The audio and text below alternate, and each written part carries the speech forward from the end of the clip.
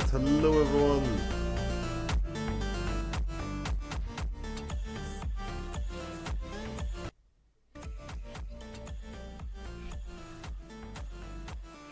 Welcome to the stream.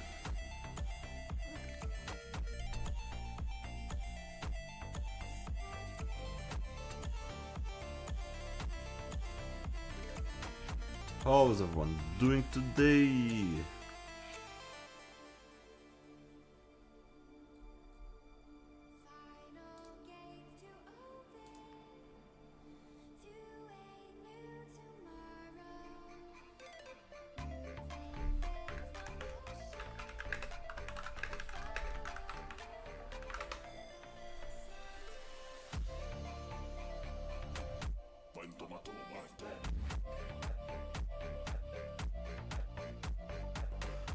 How was your Halloween today? Mine was just fine.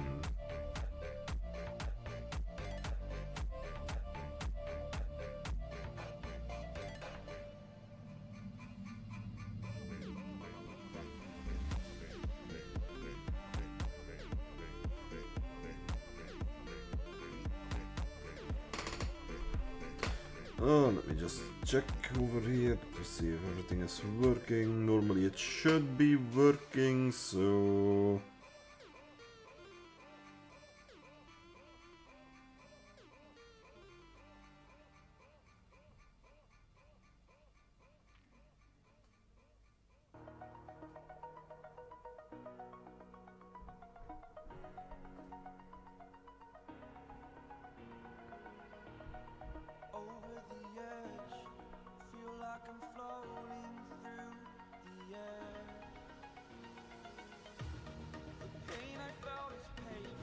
Just open my dashboard. Normally everything should work.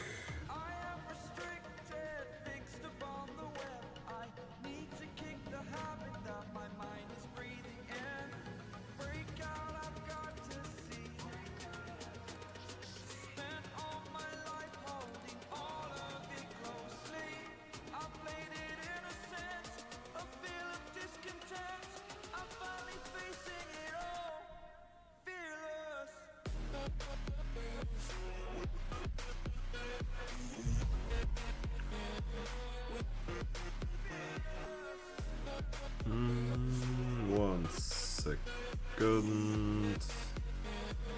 We switch that over here.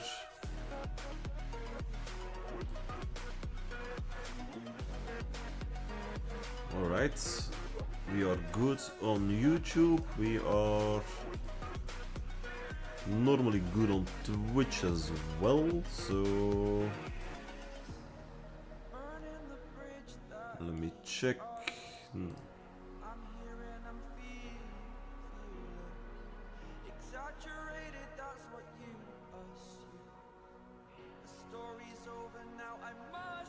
Come on, dashboard. There you go.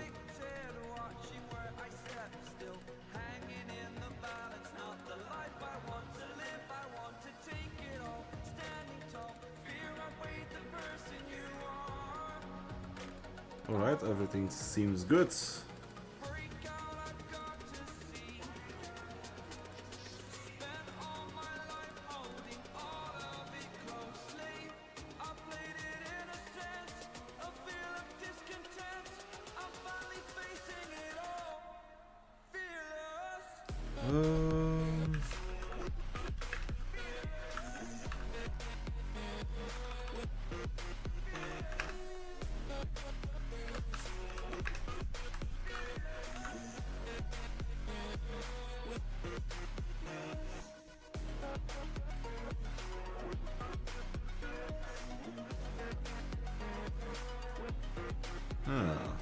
Okay. Hold on, I'll just have to swap a little bit. I put it temporarily on this, don't worry, you can still hear me.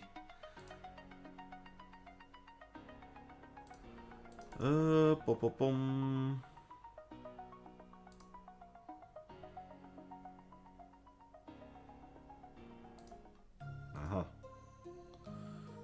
normally. We are good to go now. Yes, okay. One moment. Oh yeah, crap. Forgot something. Where is it? There you are.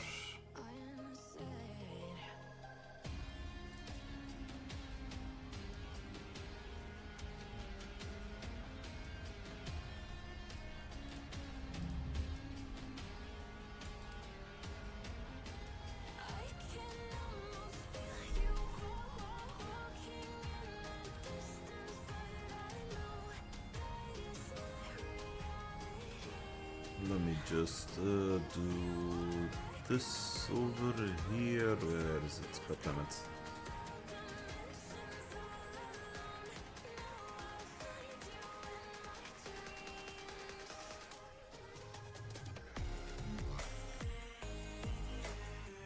Huh? Do I not have a background anymore? I should normally.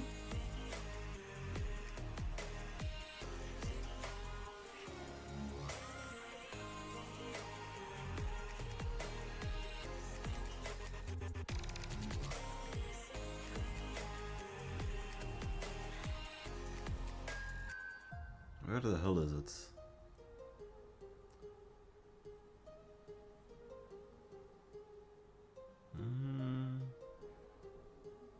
Okay, then I'll stick with the backup.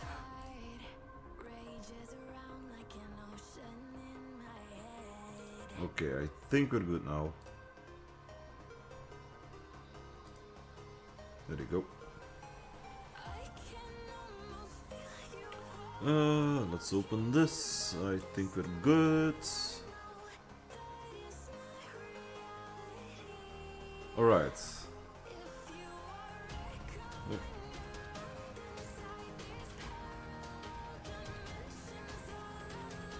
Really? Why is that not working?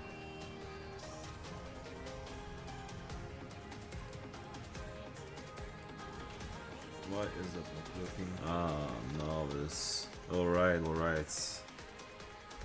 So let me switch back to this one, and now you just see the background.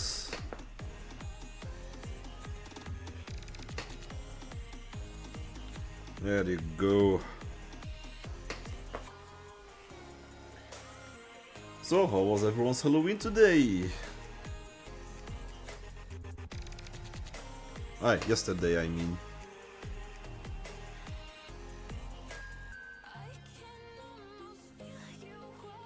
Mine was pretty chill. I had nothing special planned, so yeah. I did went on a night cruise yesterday. That was lovely. Just cruising around with some chill music on it and clearing my mind.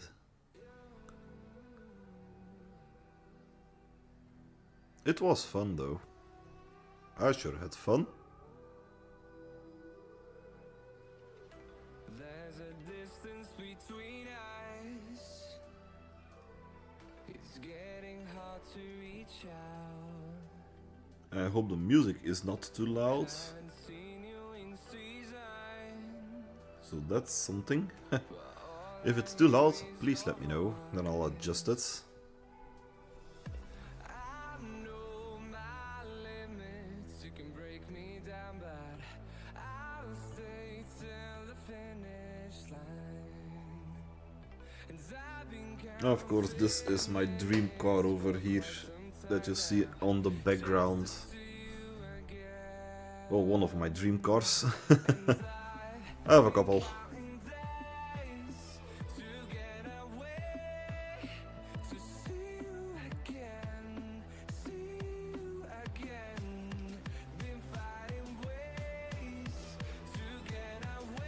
I've also been trying to do a little karaoke stream as well. I need to figure out how and what to do. You know, with copyright stuff and whatnot.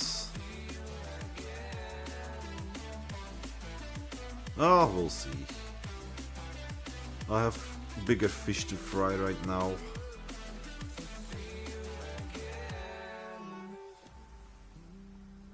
Like searching for a rigger, but I think I have found a couple that are quite promising. So I'm looking forward to that, to be honest.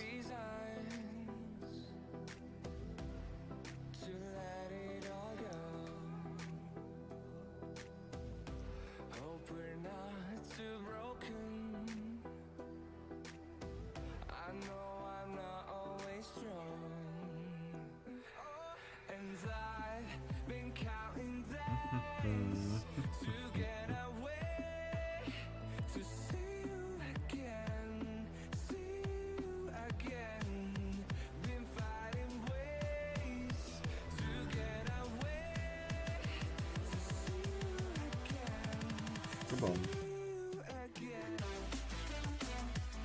Hey, nice little beats. I like this.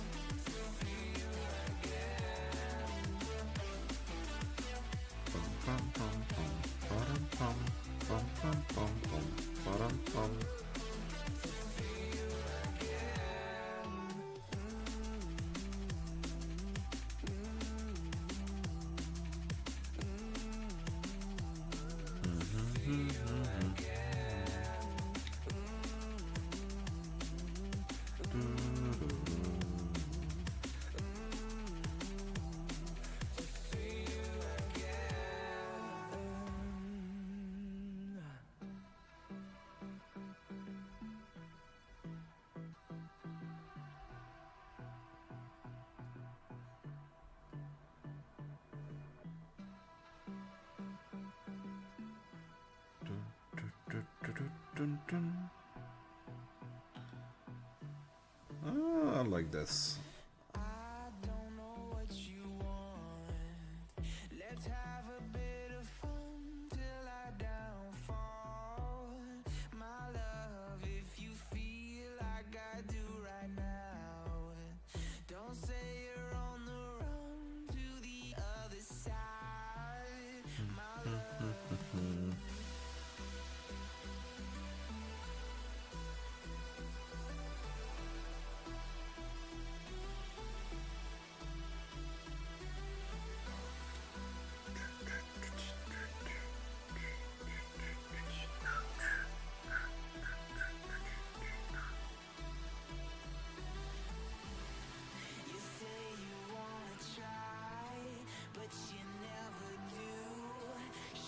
So yeah, I'm looking forward to the next holiday, which is Christmas. Yeah, for me at least. I don't know what kind of holidays you all have, but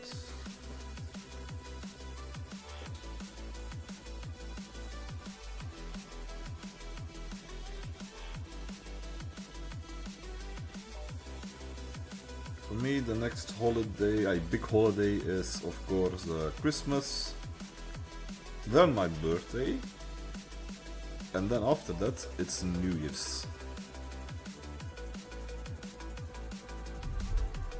And I hope I have my model ready by the time it's my birthday. But it all depends on, of course, my lovely artist that I commissioned it for. And of course I need to find a rigger as well. Rigger with an R.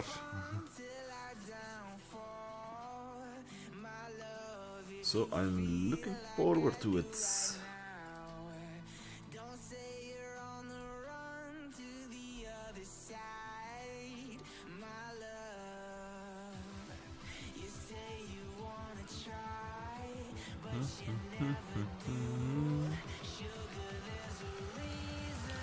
While we lose.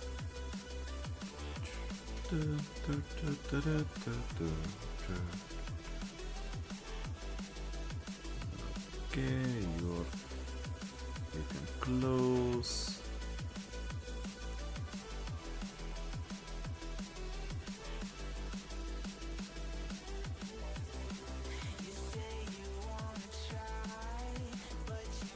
Well, the connection on YouTube is excellent, which is awesome.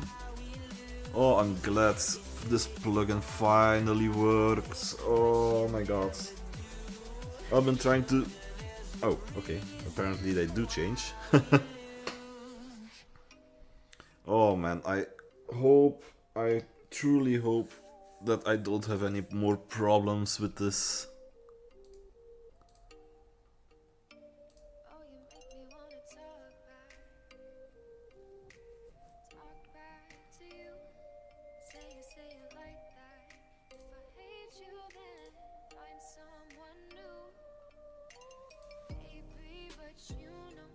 No, let's switch back to this background over here.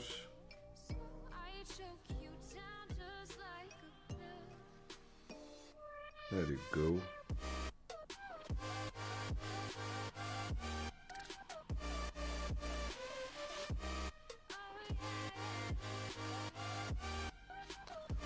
Let's see. No. Almost 3 hours of this. No, that's fine. All good. Yeah, speaking of, I need to adjust my stream deck a little bit. Pom pom pom. Where are you? Aha, there you are.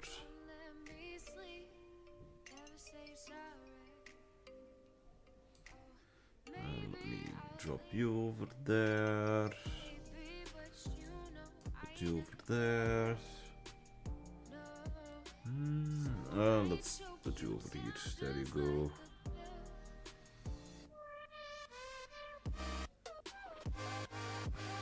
Okay, that's all good.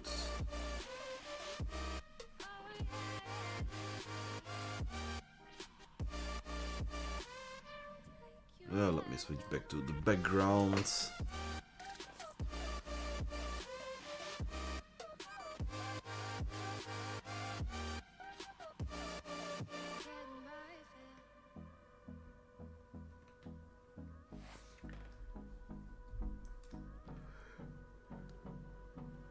I'm sorry I'm way too late on my schedule, of course.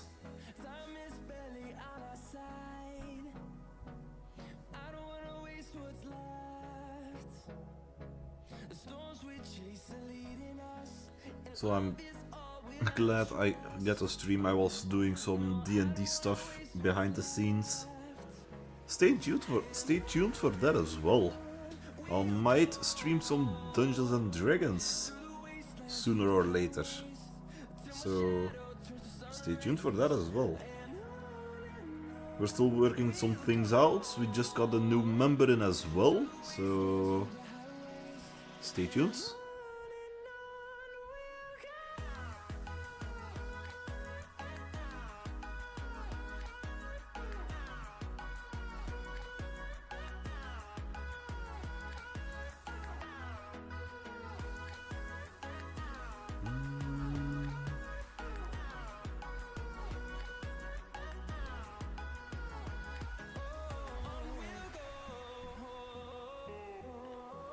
Just in case I forgot, put this in, there you go. There we are.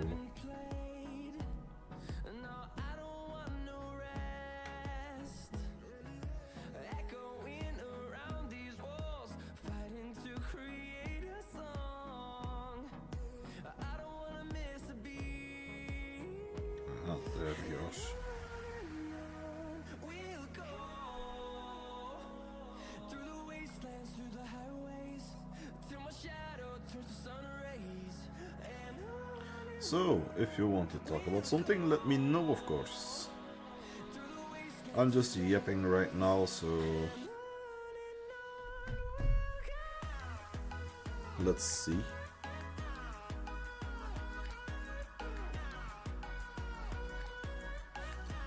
Hold on, I just need to check this over here. Yep, that's fine.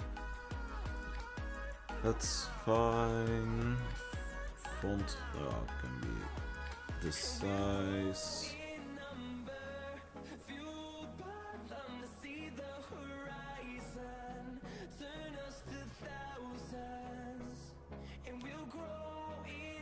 I probably, maybe, do some games after this. I'm not sure yet. Depends what kind of mood I am. What mood I am in.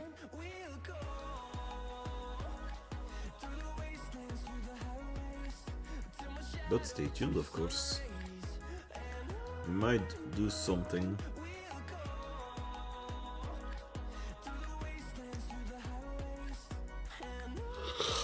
Oh my.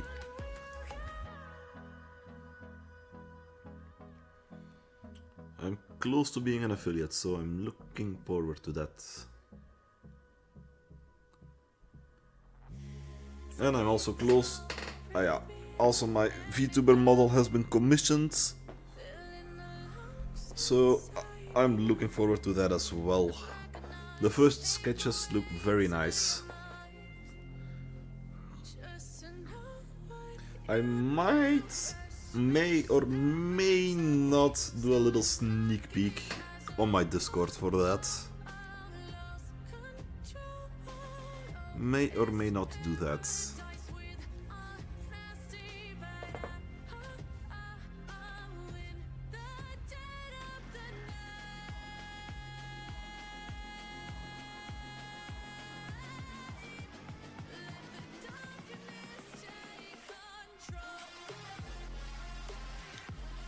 So yeah, it's all good in the hood and it's off and poppin'.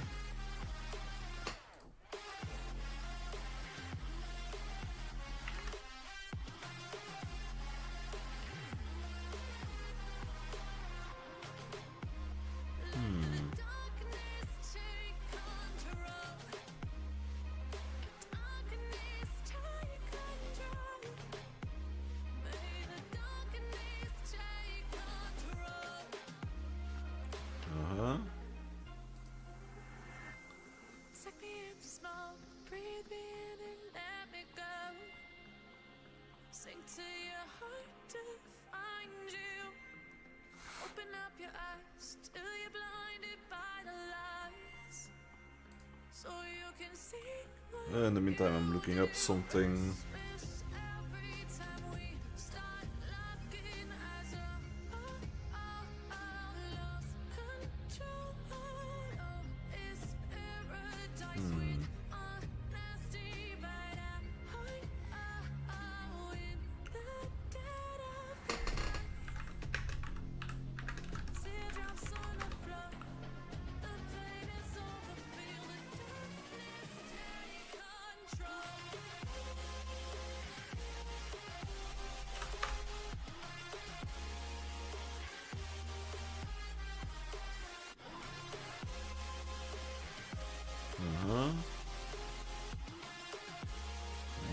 Okay.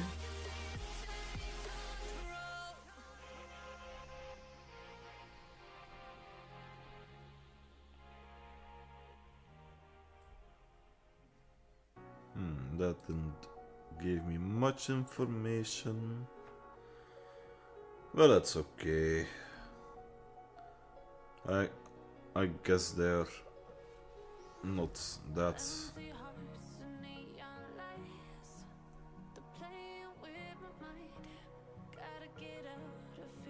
Oh yeah, anyway. Let's focus on this over here.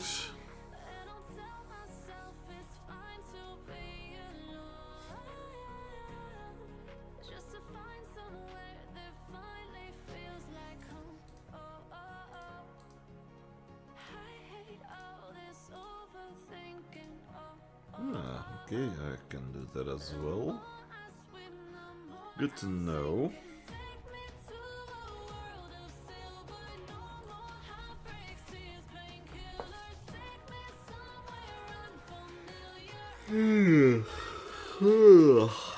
God damn. I'm tired.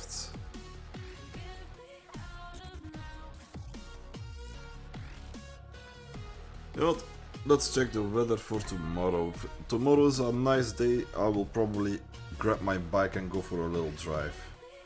And never mind, it's raining tomorrow. Of course.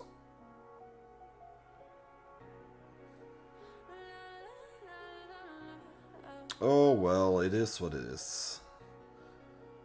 Get me out of broken hearts and starting fights, turning truth to lies. Gotta get up, stop wasting time. Yeah, I wanna run off and fly.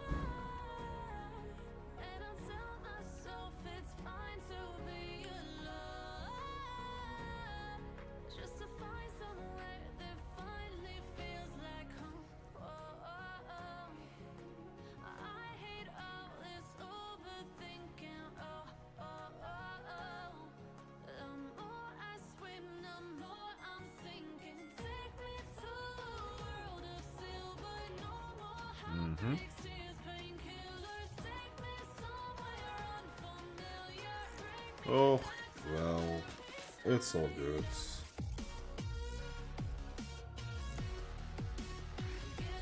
out of now to where we started. Get me out of now to where we started out. I see. Hey Angel, what's up? I'm doing fine, just a little chatting stream. Sorry I'm so late. I'm about 3 hours late on schedule, but I'm here nonetheless. I was doing some behind the scenes D&D preparation. Oh no, that's just my background. This is also one of my dream cars and my friend's dream car as well. An old school Shelby GT500. Messing with my head again. You had your heart set on me, but these feels they coming. Yes, Dungeons and Dragons indeed. There is still, we're still preparing a lot, but I'm planning to stream our D&D sessions online, because it's all over Discord and we are prepping to do streaming as well.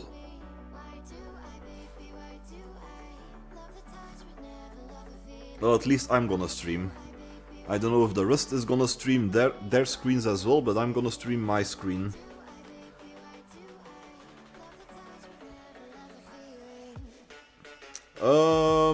Yeah, I play it. I play it regularly. Yes, indeed. I am in 3 D&D groups now. One is in real life, which I'm going on next weekend for session 0 of our new campaign, and then 2 D&D groups are via Discord. So yeah, I'm looking forward to it. And one of the campaigns on Discord I will stream on Twitch and on YouTube.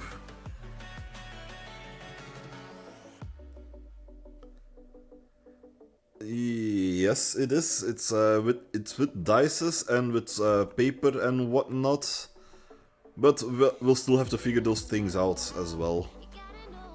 But most of it, our character sheets are online on the screens, and we will do our dice rolls also using a website, so everyone can follow. I do not own a camera yet, so we will do all the dice rolls using a website. And the build I have in mind for the campaign that we are gonna stream, ooh, I'm gonna like that character.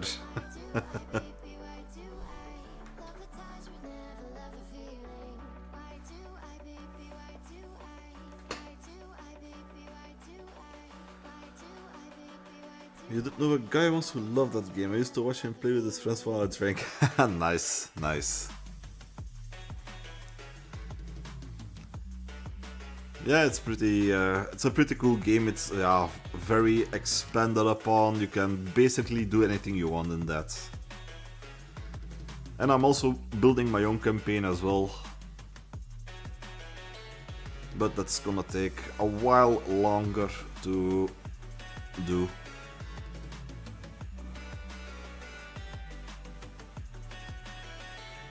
Never really paid much attention. I knew there were cards and dice involved. Yeah. So yeah, you have your own character sheet with all your skills and weapons and inventory and whatnot. Then, of course, you have your dice that you have to roll. Then the DM, the dungeon master, so to say, he is basically the god of the game. He explains us the what situation we are in, what possible options are, what kind of monsters that we fight, how strong the monsters are. The DM is basically the god of Dungeons and Dragons in the campaign. He decides what we encounter.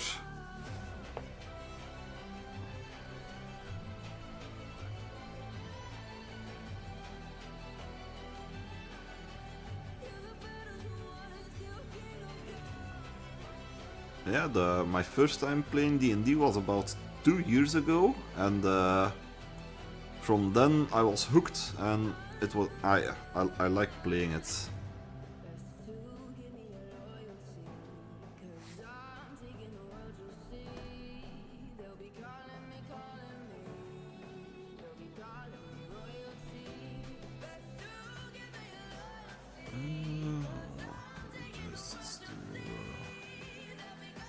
Go. Just changing the color of my lava lamp. Oh yes, it's a lot of prep work.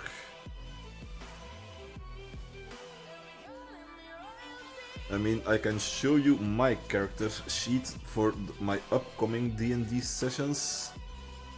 I'm gonna slide it over here right now.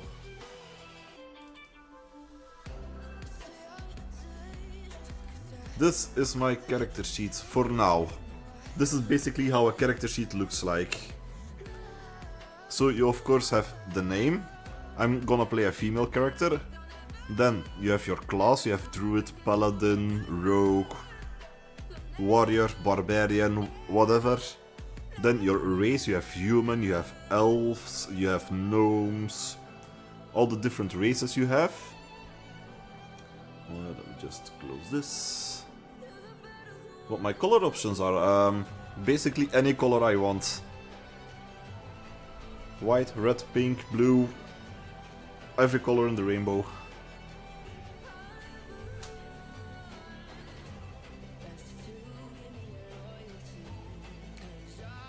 So then of course, what your background is. My background is a hermit, because I'm gonna be the healer of the group.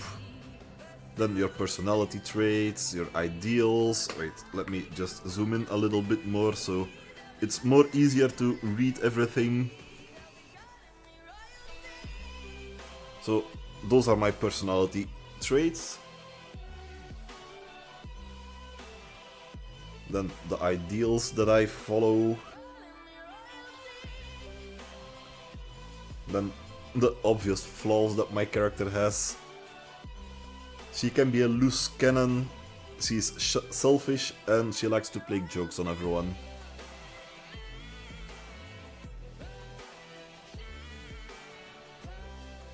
And then of course you have all your stats, your strength, dexterity, constitution, intelligence, wisdom and charisma. Then those are all your saving throws, your proficiency bonus. If you have any inspiration, you can use that as well. Then this is my other proficiencies and languages that I already know. So, advantage on saving throws to avoid end charmed condition. Yes, the stats are indeed determined by dice throw. That is correct.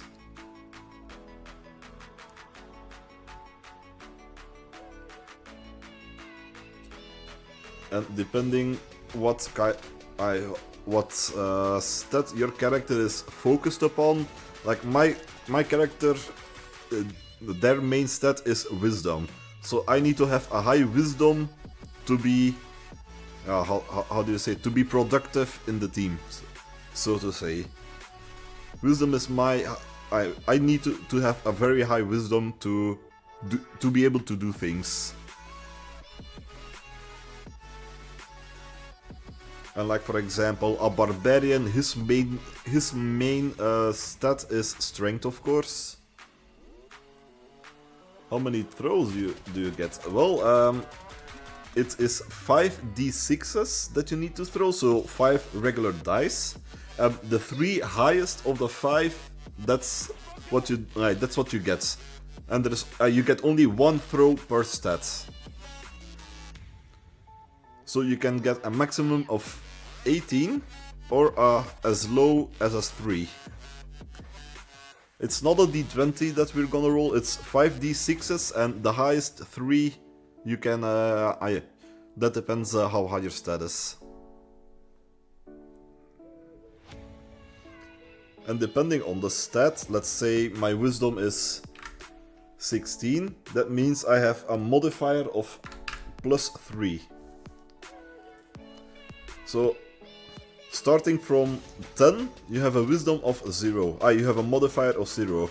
And it increases by +1 every 2 levels of your wisdom, in my case, goes up. So if I have a wisdom of 12, so to say, then my modifier is a +1. And if I have a 14, then it's a +2, all the way up to all the way to 20. And 20 is the max you can have in any stats. But I still need to roll all the stats over here, so... I do already know what my proficiencies are. Like medicine, for example, I need that a lot. Because I'm gonna be the healer of the group. Perception is also great to have as proficiency. To perceive things better than others. And then religion, that's a character trait of my race, Eladrin. You need it, but not that much. Then of course here that's the other proficiencies. So there are 5 dice and throw them all at once, and the 3 highest numbers are the total for the stat. Yes, indeed, that is correct, Angel. You are correct.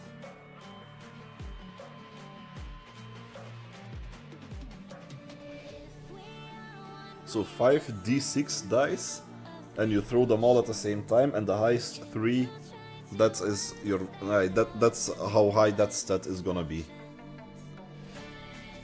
And this is how my character is gonna look like. So of course, one of the funny things about Eladrin, which are basically a rare race of elves, is they can change seasons and they can change their appearances as well as they change season. So my character has heterochromia, which means 2 different color dice. And the proficiencies are determined by the race you choose. No. Well, you're half right and half wrong. So some proficiencies are, of course, when you choose your race. Like mine is perception, that is proficient while I'm in race. And background, like mine is hermit, for example. Then you get other proficiencies as well. So it's a mix of the both. It's a mix of your background, of the background, and a mix of the race you are. That depends what kind of proficiencies you have on the skills.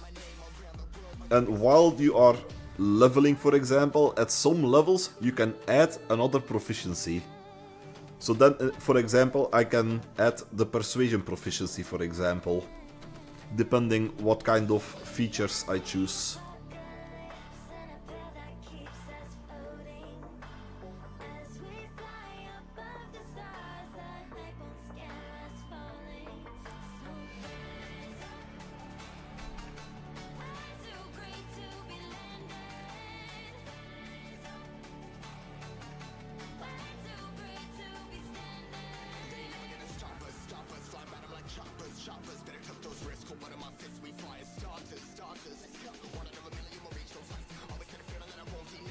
And basically, so why did you choose this particular character? Ah, that's a good question.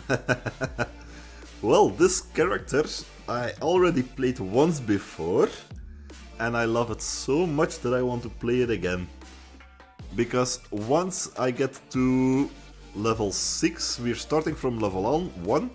Once I get to level 6, I am basically unstoppable. I am a healer, I can do a lot of damage, and I am a tank, so I can take a beating as well. And I can, how do you say it, I can turn the battlefield in our favor, so to say.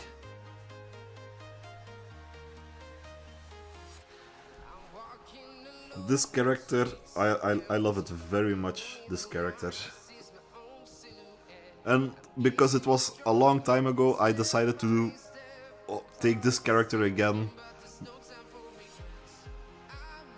All women know how to do that. Nice.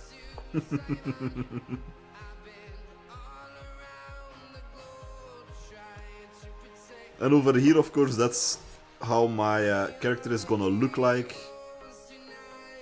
So, we have, of course, my right eye stays permanently red, and my left eye changes depending on my season that I choose. I can choose each season whenever I take a long rest. So for example, if you're gonna sleep and the next day I can choose another season. You have the 4 seasons, of course: spring, summer, autumn and winter.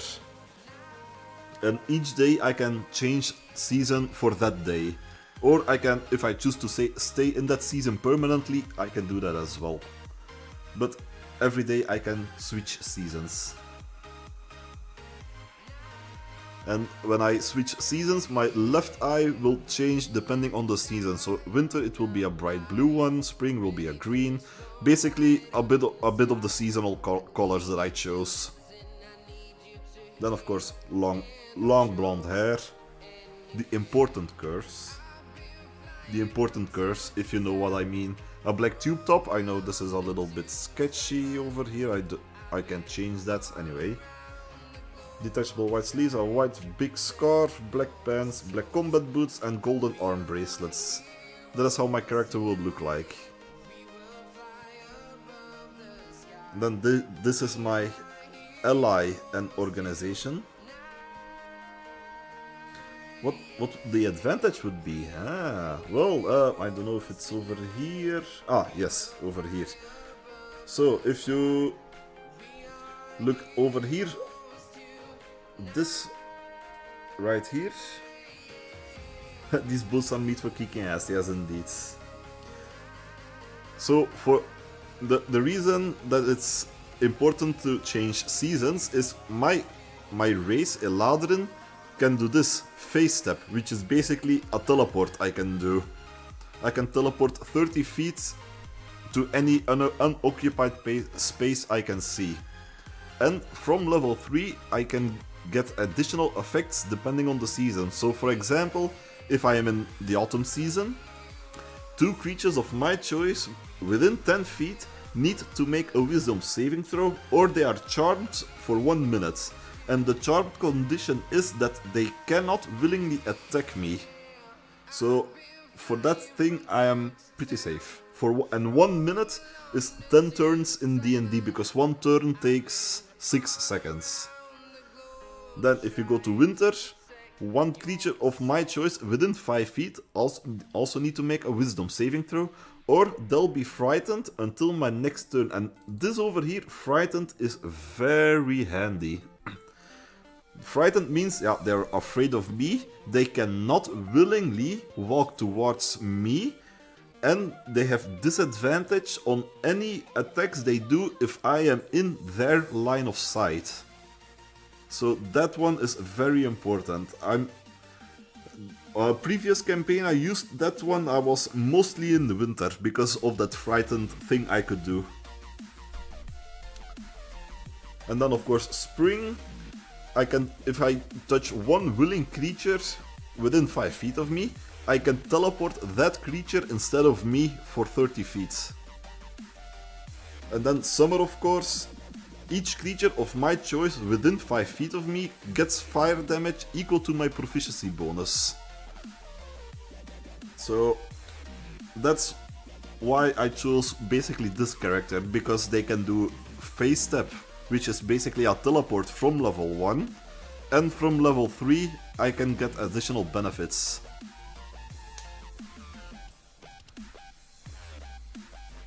And this is the trance I mean. I do not need sleep, I only need to meditate for 4 hours where I'm completely conscious in. And while meditating I can change seasons as well. That's why every long rest basically I can change whatever season I want to be in.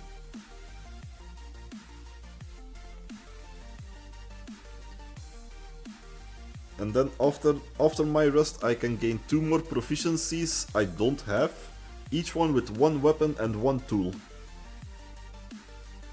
And this is unrelated to this over here, the healer's kit. That's basically something I have with my hermit's background.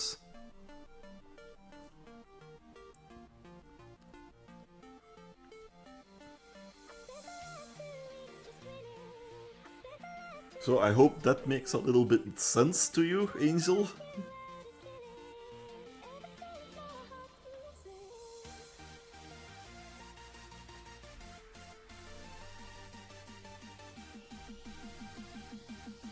When we are charmed or frightened, you get a second hit? No. It doesn't work like that. So let's say they fail their wisdom saving throw. Let's say they are frightened. Hold on, let me just look it up. Let me show it to you basically. D&D 5e frightened status.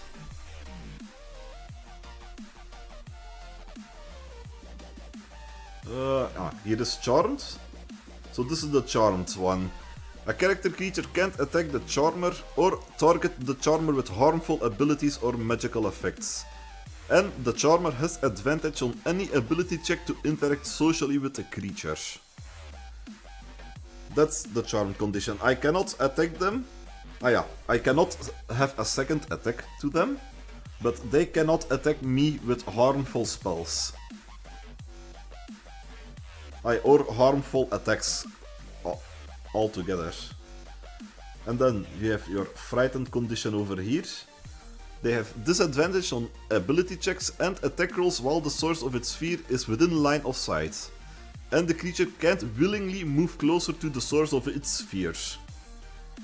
So that's basically what those conditions are. So let's say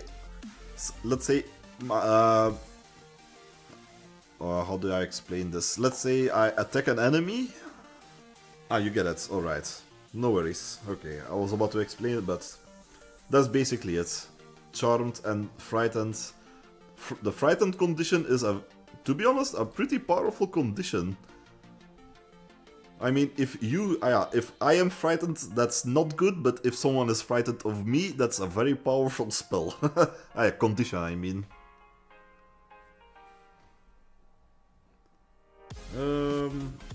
Where was it? Oh, there it was. And then of course my background over here. I'm not gonna read it all, but it's basically from a little, it's a bit homebrew background and a bit of an anime background that I took.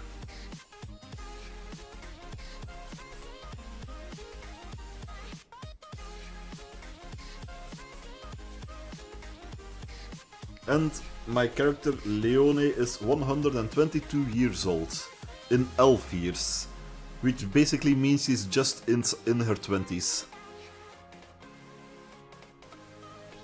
I read it, nice.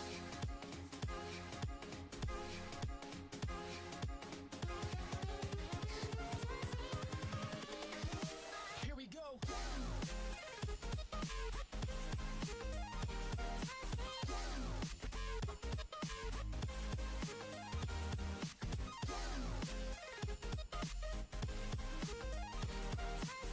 So yeah, that's basically the background of my character.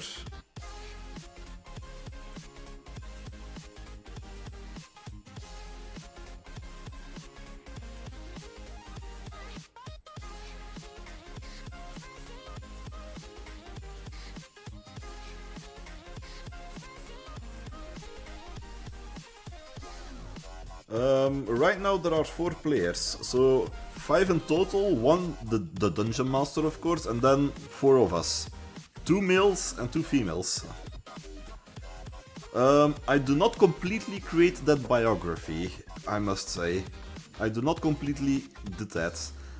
Wait, let me just show you on who I basically created it.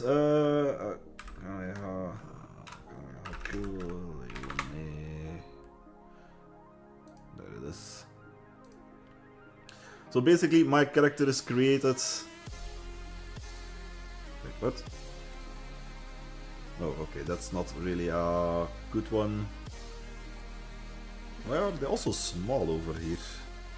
But basically, I base my character around her. And her background is a bit the same like the massage girl and whatnot. But the thing I changed is that the Jaegers, which are also in that anime, so to say, the Jaegers brutally murdered her gang that she was in and her mother as well, which is not in the anime. Because the Jaegers came way later than that. But I implemented a bit of both, a bit of inspiration from the anime, Akame ga Kill, and a bit of homebrew background. So it's a mix and match. And this is basically where I base my character off of. And also, yeah, her name is Leonie, of course.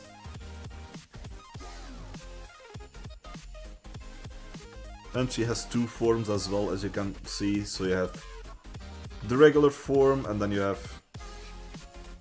this form.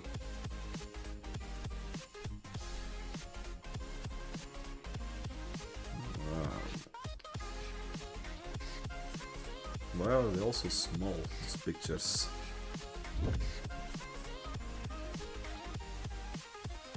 Never mind then. But yeah, that's basically what I base my character off of.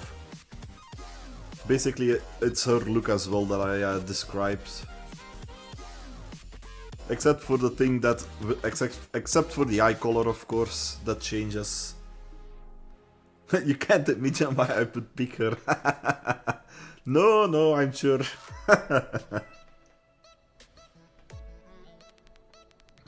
But yeah, that's basically on what my character is based upon.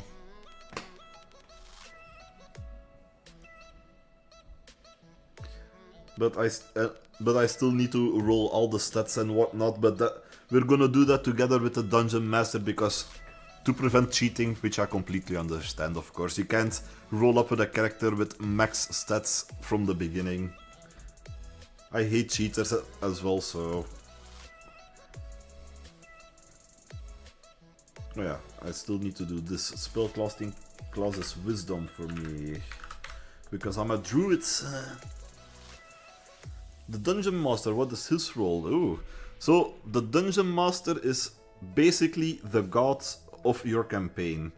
He describes all the scenes. He is also the one that plays the other NPC characters. He is the one that chooses which monsters you fight, or just enemies in regular, can be monsters and or humans. He is also the one that gives you puzzles, for example, to escape a room or to enter a room or to unlock something. He's basically God in your campaign. He describes the scenes, he describes the possible characters that you stumble upon. He also roleplays the characters you stumble upon, like a shopkeep, for example, or a blacksmith, or an important character that you stumble upon. To be honest, I don't know if it's a planned campaign or if he creates one. I have to ask that, but I think he's building one of his own. I think he builds his own campaign.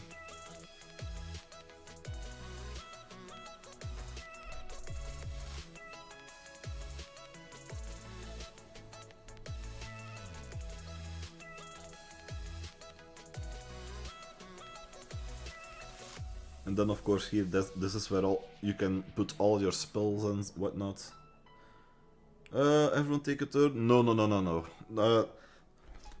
The Dungeon Master is chosen before the campaign and he stays the Dungeon Master until the end of the campaign. Because otherwise other people can scroll through the campaign, for example, and they already know what's coming up ahead before before anyone else, basically. They get a sneak peek before anyone else. That's why there is only one Dungeon Master in the campaign.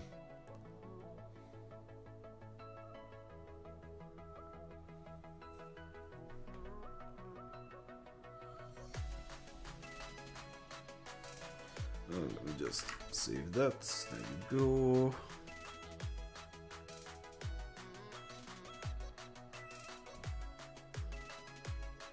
Oh, yeah. Yes, of course, I will be a Dungeon Master for a campaign, of course. I'm building a campaign of my own as well.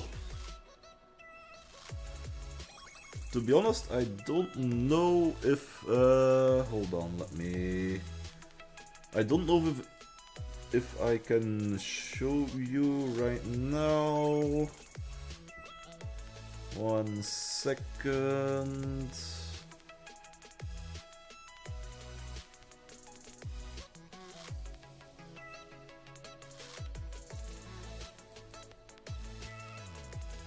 Let's see.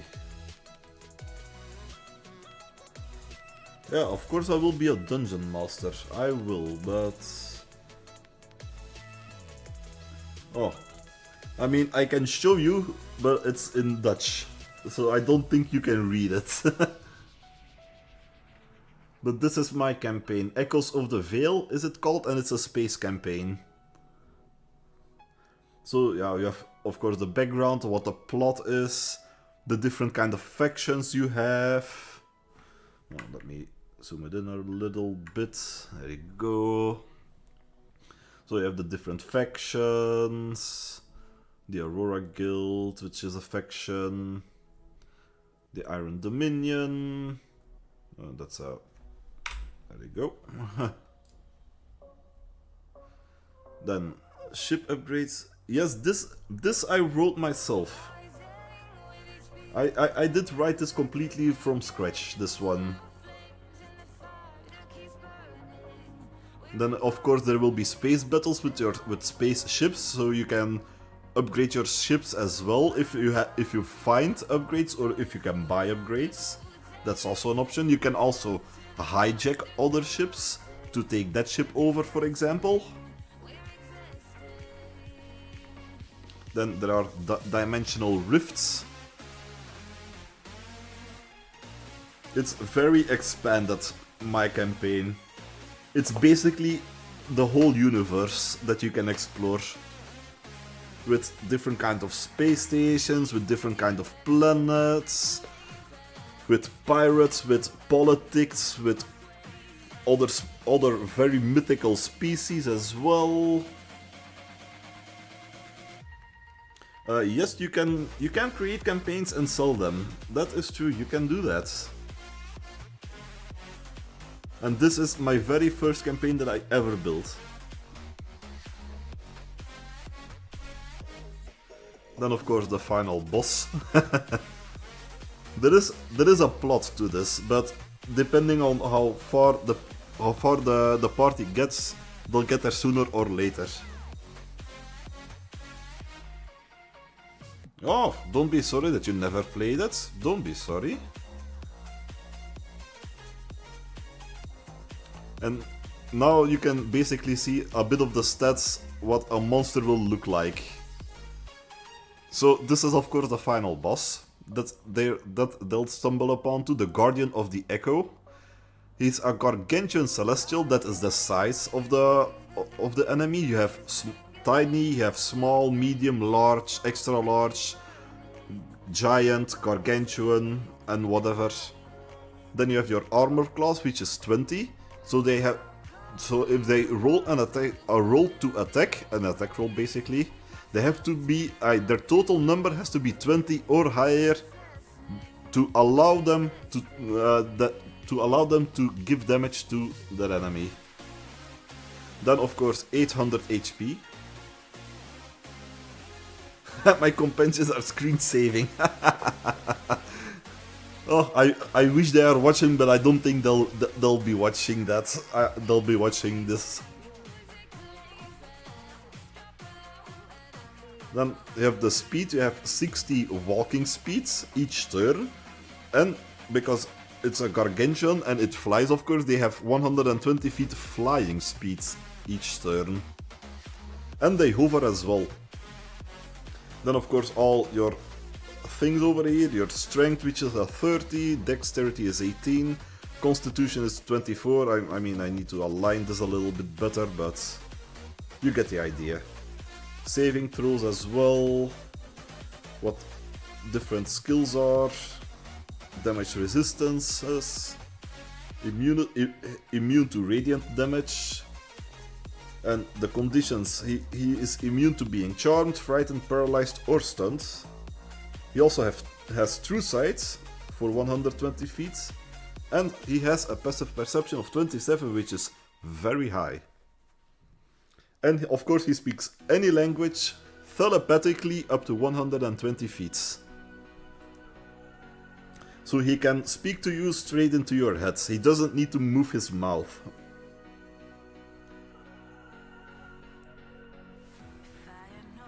Yeah, it's a bit of a mix of English and Dutch that I'm putting in here. Depends what kind of mood I am.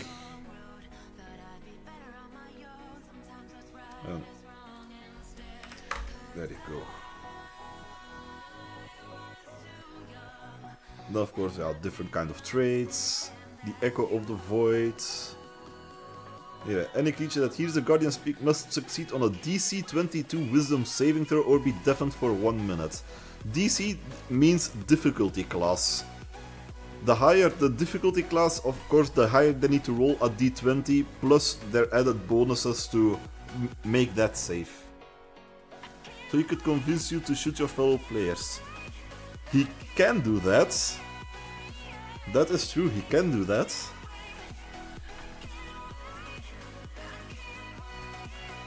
Yeah, the Guardian can also manipulate the environment around it, causing echoing whispers to confuse or frighten enemies. And here, the Guardian has a shimmering barrier of energy around it that absorbs 50 damage from any attack or spell that it hits. This barrier refreshes at the start of the Guardian's turn. So if they don't do 50 damage or more in any of their turns before it's the Guardian's turn again, the barrier refreshes. So, yeah. I don't know if it's gonna be overpowered or not, it depends on how strong the party is.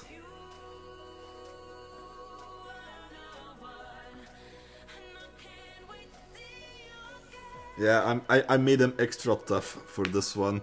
Well, the plan is that this campaign starts from level 1 all the way up to level 20.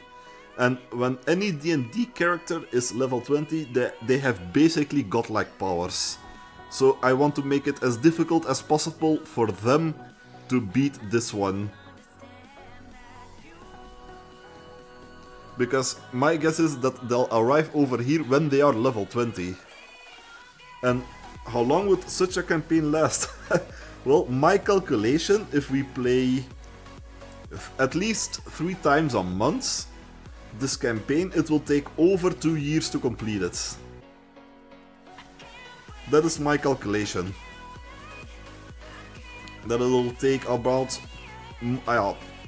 actually more than 2 years that it will take to complete this one.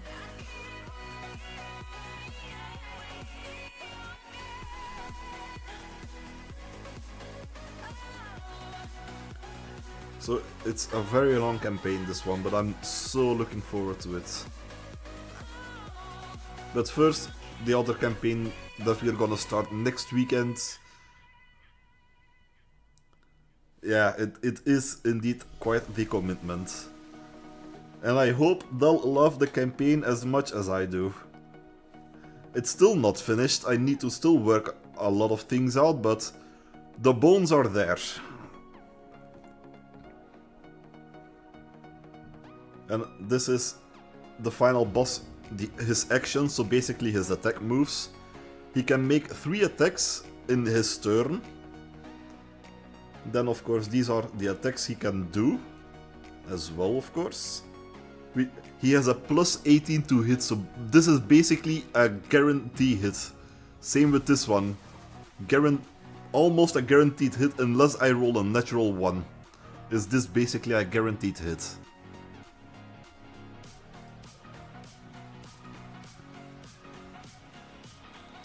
You like the space team? Oh, that's nice. Then legendary actions. How the heck do you supposed to? Hoping that that he rolls a natural 1 or maybe a 2 if you have a high enough armor class. So we'll see. And the damage he does. Yes, you do get more than 1 strike. Like if you have the fighter's class, the barbarian class, and some other classes as well, you can get multi-attacks. You can basically have more attacks than 1 in each turn. But it's not every class that can do it. Oh, monks can do it. I know monks, barbarians, and fighters can do multi-attacks. But they start at 2 attacks, and how higher the level you go, the more multi-attacks you can do. I think the max is 3 or 4. But some of those classes can do multiple attacks each turn.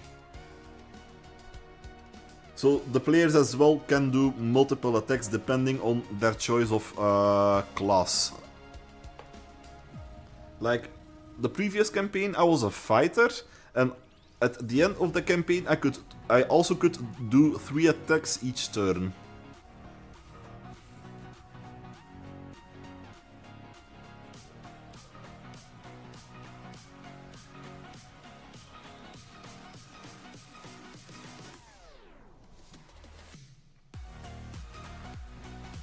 What if all your teammates are the same class? Does that ever happen?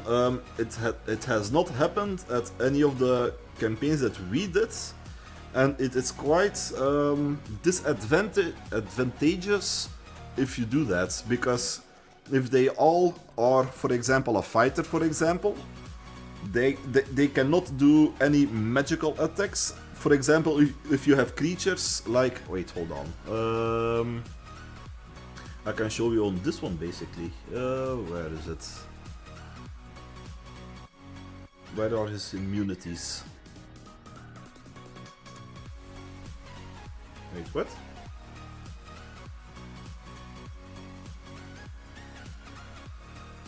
Did I miss his immunities? Oh yeah, here. So basically, if they are all melee attackers and they do not own a magic weapon, there are creatures in Dungeons and Dragons that are immune to damage of non-magical melee attacks. So basically, they can keep hitting that creature, but if they are immune to non-magical melee attacks, they are basically hitting it with a sponge. It doesn't do anything. So you discuss among yourself what classes you're gonna choose. Sometimes we do, but most of the times we just take whatever we feel like. Like some people are more expertised in druid, like I am. Some people are more expertised in... Oh goddammit, how does that class goes? Goddammit. Warlock, that was it. We have, yeah, some people are have more experience in Warlock or in Fighter or in Barbarian. Or if they want to try something new, they can choose that, but 9 times out of 10 there are not... Oh goddammit. There are not the same classes in the party. Most of the time it has a lot of variety. You have some melee builds and you have some magic casters as well. And I prefer to be a healer. I'm more of a support class.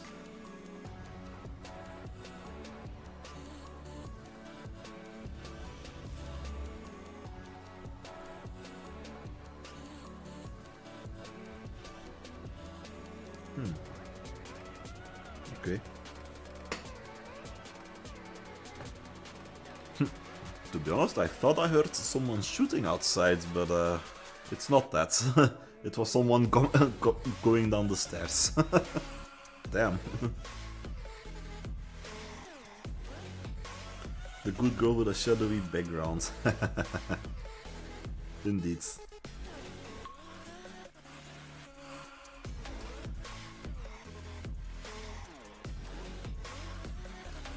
Oh no. It's not a shooter. No worries. Otherwise I wouldn't be reacting like this anyway, so no worries.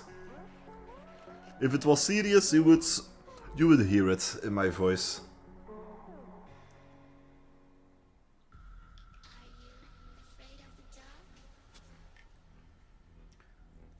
And then of course, these are the spaceships you can exchange, buy or hijack. That's what this means. The reasons why they can, why they have to change ships, how the transfer will go of their upgrades and the ship systems, if they want to decide to get a new crew, and if they want to decide to get a new leader as well. So for example, the pilot can choose to be a leader on the next ship, the captain I mean. Then, for example, the captain that used to be on the other ship can choose to be a pilot or a gunner or whatnot. Yeah, you can hijack. That is absolutely possible in this campaign. Then, of course, yeah, challenges for the new ship. I mean, it's a new ship, you have to learn how to fly it, you have to learn what all the systems do and whatnot. How much it affects the gravity. And also, new enemies that are possible. I mean, it's a bigger ship, it can be more attractive for pirates to try to hijack that ship for their own, of course. So that's also a possibility. Bigger ship, bigger targets.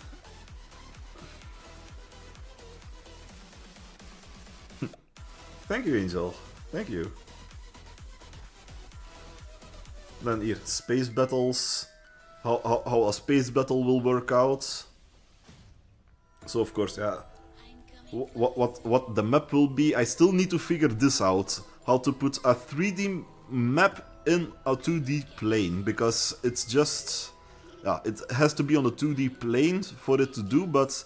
I mean, space has 3 dimensions as far as we know, and I need to figure it out how to adjust their positions based on height. So I still need to figure that one out.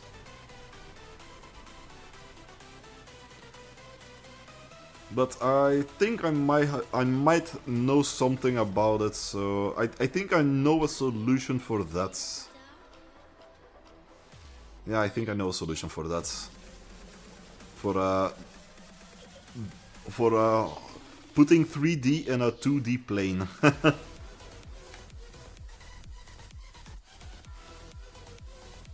Oh, whoa, you're on a plane. Oh, damn.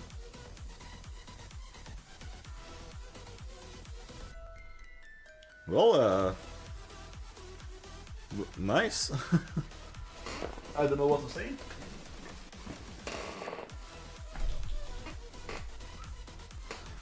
Well, have a safe flight, I should say.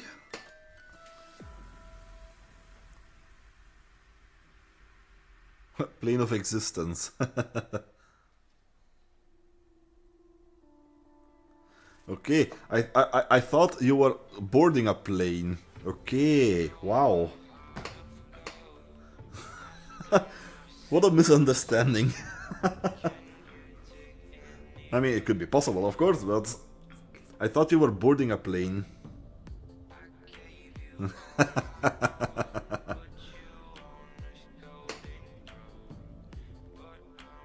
Okay. Then of course, yeah, you have your turn order, which is basically just your initiative.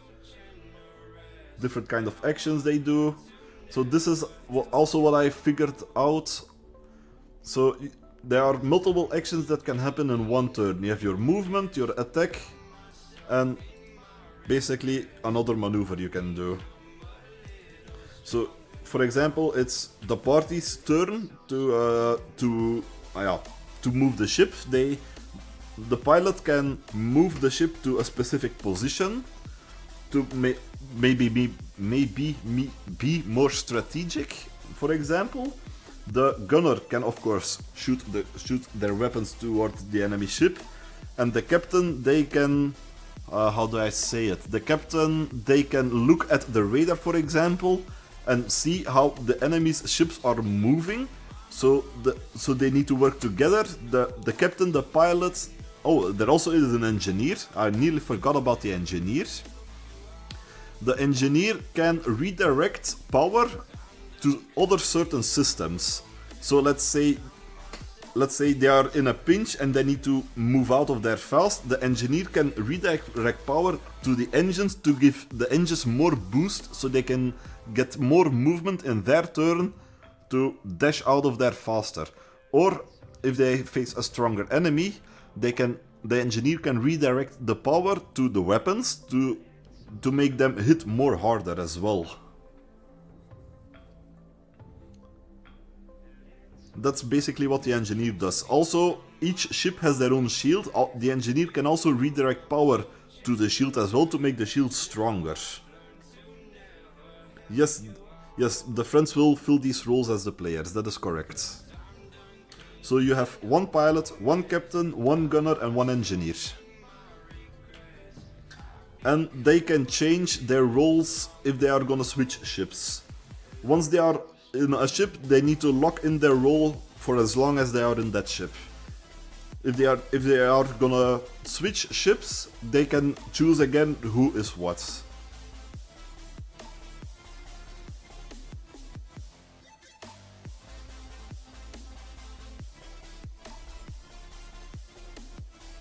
And these are of course the actions of the crew. The pilot can do maneuvers. Engineer can redirect energy is what I said. Communication or strategy, that's for the captain. Then of course you have your gunner, which is self-explanatory. And then those are the shields that I also mentioned before. I'm not gonna go into that this time. But what I will get into is this gravity itself. So for example, you have a space combat close to a planet. The planet's gravity will also affect the battlefields. Players that ships that are closer towards the planet will slowly drift towards the planet until they self-correct themselves. And depending on how big the planet is, also depends on how much of a gravitational pull the planet has on the ships.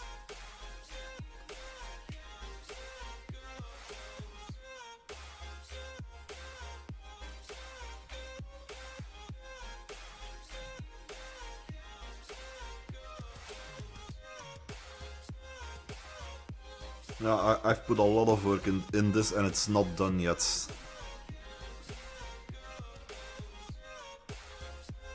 Now, of course, now you have the prologue. Oh, I already have that calculated as well. Oh yeah. I have different different kinds of how do you say it, graphics, depending on how big the planet is. Oh, then we have the prologue, what happens. Then the space chase, that's also part of the prologue.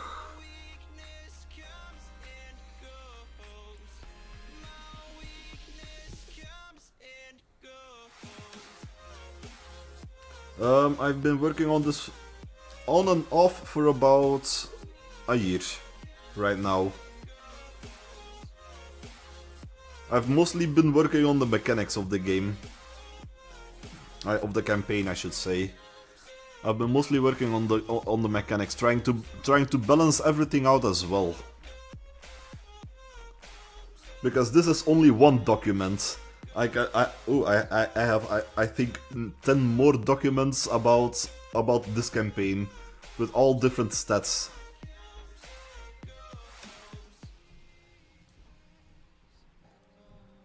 Then yeah, puzzles. We have some puzzles. We have some rituals you can do. We have some escaping they can do. And then they have the second act. Time dilation as well is implemented. So basically, 1 minute in the void dimension counts as 10 minutes in the real world, so to say, in the real dimension. That is time dilation.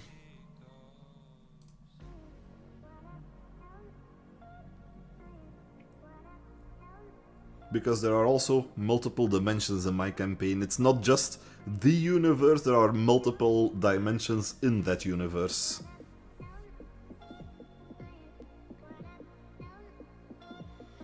Then of course the party can choose which faction they want to join, or if they want to stay factionless as well.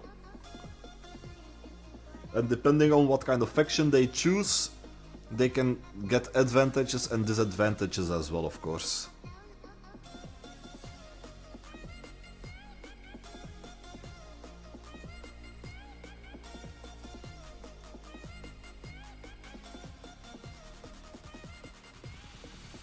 Then now, Act 3, that is also need to be a little bit more worked on.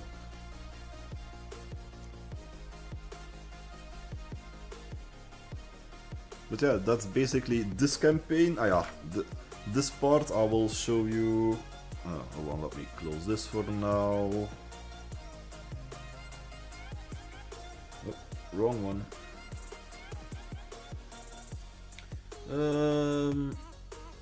Here. Now we go over to the different kind of species there are. That is something I also worked out as well. Different kind of species. So we have, of course, the humans, androids. We have the xenoid race as well, which are Earth-like aliens. We have gravitoids, and each of them has their own perks, of course. We have psionics, which are telepaths. Excuse me. We have morph creatures, titans. Transcendents, which come from another plane of existence. The ethereal plane. Those are the extra creatures there are in this.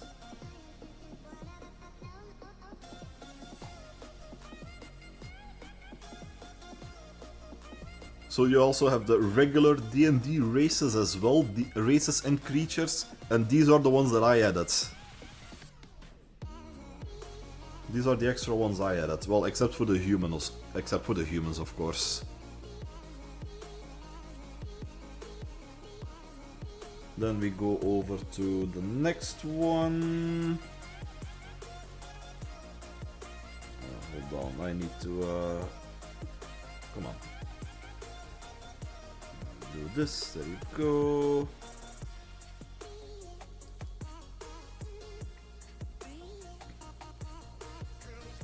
And those are the main planets of all the different factions. It's only one page for now, but I have another page normally if I with all the other different types of planets. So you have the gas giants, of course. You have planets without oxygen. You have planets with extreme gravity. Planets without any gravity, basically, and everything in between. You have storm planets where it's 24/7, 365, storming glass shards around.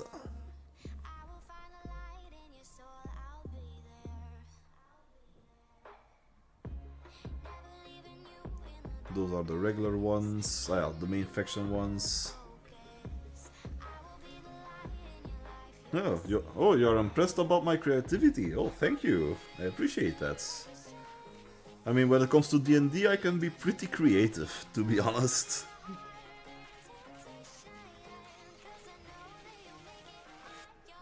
Ah, and now we come to this one over here. The spaceships. All the different kinds of spaceships there are over here. So this is the starter ship they get. Well, they have to earn it. They do not get it. With all the different stats they have. Your 200 HP, armor class of 16, they have 200 energy, 1000 units of fuel they have. And of course the munition capacity of 10 rockets and 50 batteries. And those batteries they use to fire their laser cannons. And I also implemented this FTL warping, which means faster than light warping. You know, to get from one end of the universe to the other end in a reasonable time, so to say.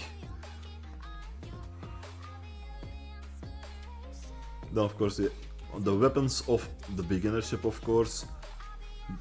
The normal laser blaster, stealth torpedoes, the plasma cannons, the shields, of course, they can activate.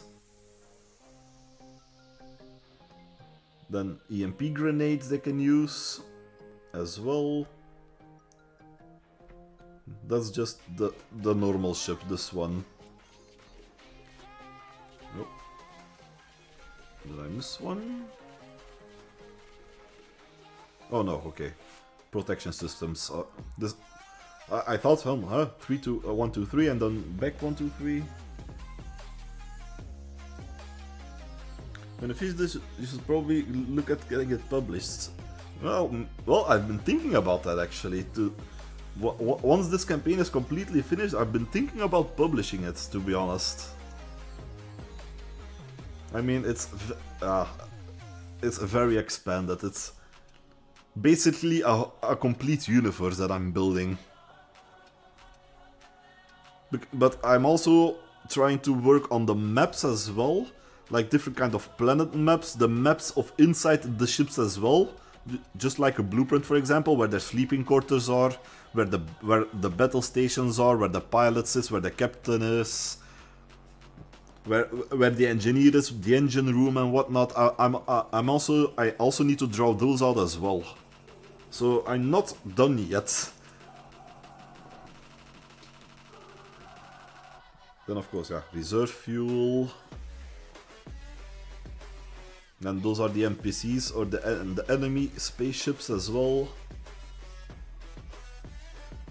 FYI, Amazon offers publishing services if you weren't aware. Oh no, I wasn't aware about that. Damn. Nice. Good to know.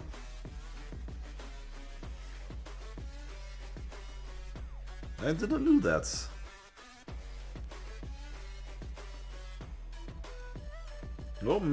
I'll give it a look once this is completely done. I mean, I would like to say it's about 50 to 60% done, this campaign.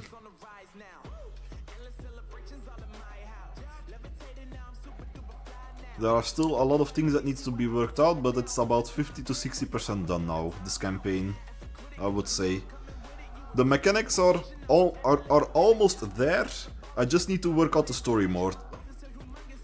I know what I want to implement in the story, I just need to put it in.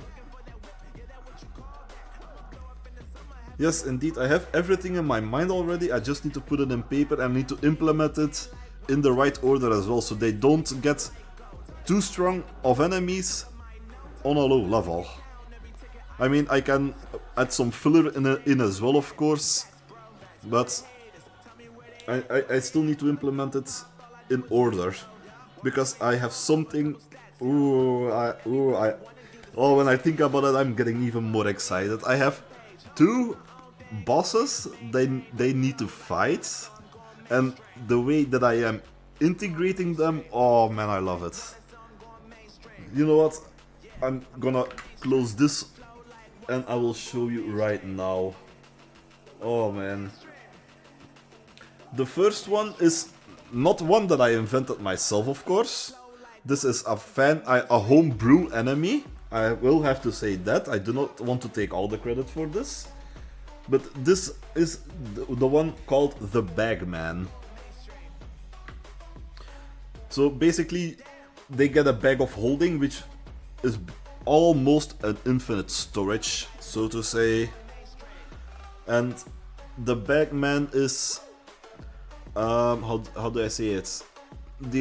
An adventurer from early on in the game that they did not meet, but an adventurer early on in the game that had to hide inside a bag of holding because he was fleeing from bandits and those bandits were murdering the whole team. And he decided to crawl inside the bag of holding to go hide from the bandits. And the thing is, he crawled into that bag of holding, but he didn't find a way out of it. And when he is inside the bag of holding, he is inside the bag dimension, which is basically a completely new dimension where every item in every bag of holding across the whole universe is inside of. So anything you put inside your bag of holding, it enters its dimension basically. And the way I want to implement this is that out of the blue, just randomly, they decide to, oh, I need to grab something out of my bag of holding. Let's say they want to pull out a sword, for example. Then I will say, okay, fair enough, but make a strength saving throw. Then they're gonna look at me like, huh, what do you mean? I'll just repeat myself, make a strength saving throw. And if they fail that saving throw, whatever thing they're holding, the player will be pulled inside of the bag of holding with the bagman himself. And that is basically how the boss fight starts. The other players can decide to jump inside the bag of holding as well, or they can decide to just stay out of it. But it's a bad thing if they stay out of it as well, because one-on-one, one of the players will lose then.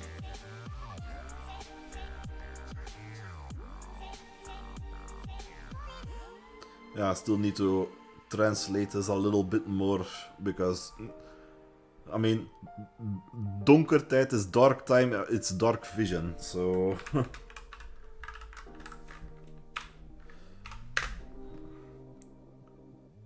So I still need to do all of this, but... The bones are here, and... How do I say it? Wait, let me just go over here. The back dimension.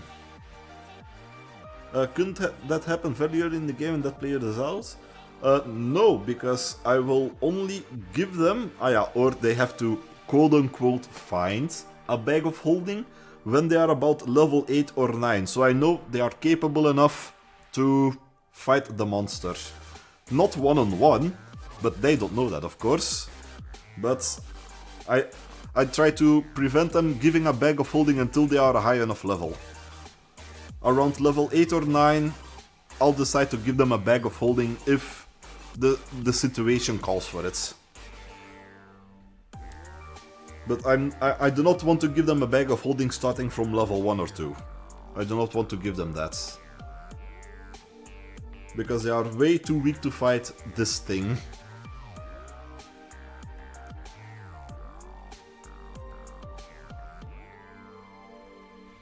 And of course the back dimension, it has floating objects because everything that is inside any bag of holding throughout the universe is inside that back dimension.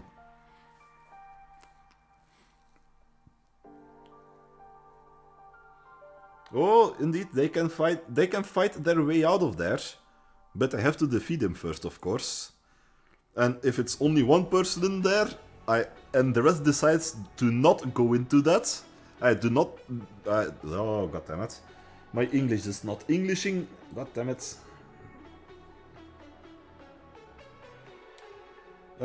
If they win, do they get the item wanted in the first place? Yes and no. Let me see. So the loot they find is a sort of eternal hunkering. I don't know what it is in English. It's a giant sword that sucks the souls out of their slain enemies. With a critical hit, it gives extra necrotic damage, and the sword wants more blood. Then, of course, the Bagman, his mask, the mask of nothingness. Let me try to translate this as good as possible. The ripped mask itself. This cursed artifact gives the wearer unexplainable visibility in the extra-dimensional spaces. But the mask itself casts illusions for eternity, basically. So it has a twist as well, this one. There are cursed items and normal magical items. So obviously they get this, the Sword of Eternal Hunkering, the Mask of Nothingness, which is a cursed item, I shall say, because the wearer constantly gets illusions. And it contains memories of the Bagman himself. Then the pouch he also gets.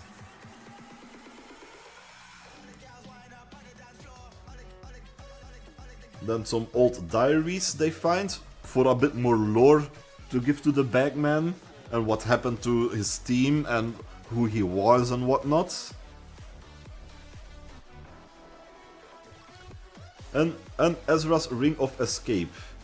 It's a rarity that only one time a week a small invisible gate opens to put a victim into an extra dimensional portal, and it disappears permanently.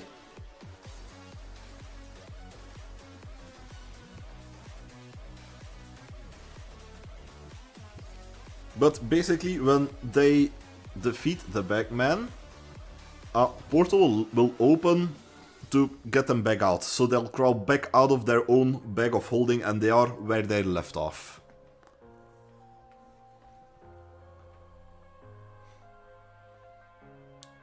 Hey Jovan, welcome to the stream, how are you?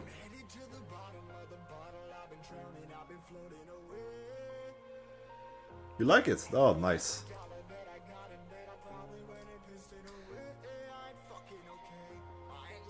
This is Dutch, this language. I was just showing my little, quote-unquote, little D&D campaign I'm building. And I was just about to show the other boss type that I want to implement as well. Which is fittingly named the Lady of Pain, which is an official boss in D&D 2nd edition. Which I basically stole and adapted a little bit.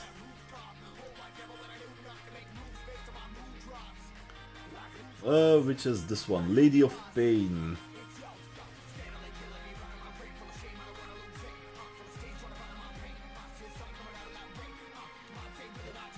So the Lady of Pain is the mysterious, powerful guard of the city of Sigil, which is the gate of all gates.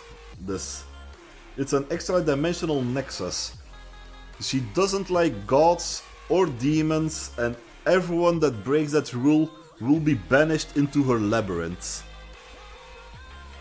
And then the city itself, Sigil, which is the city of doors.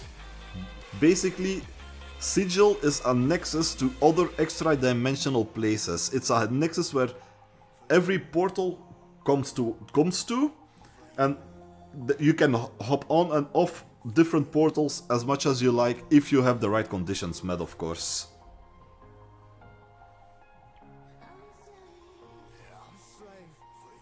But one of the things is, do not worship the Lady of Pain or she will hurt you. Do not worship her. Everyone knows that, but everyone doesn't know that, and they will not they will not be in for a good time if they start to worship her, or even say a little prayer towards her.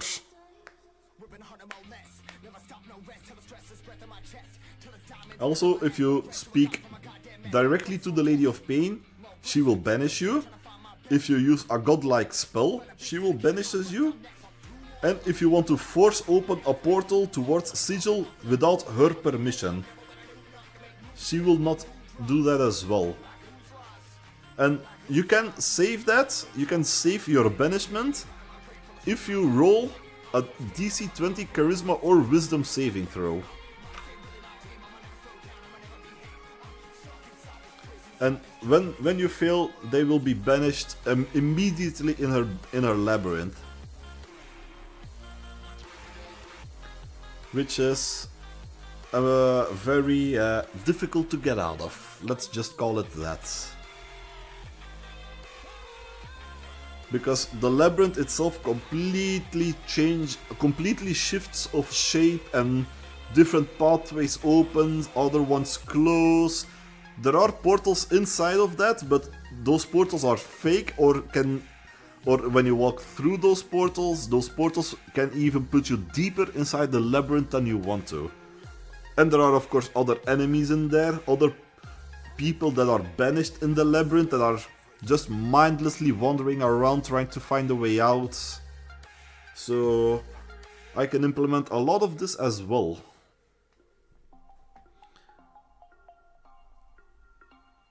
But there is of course an escape they can do, but they have to find it first, of course.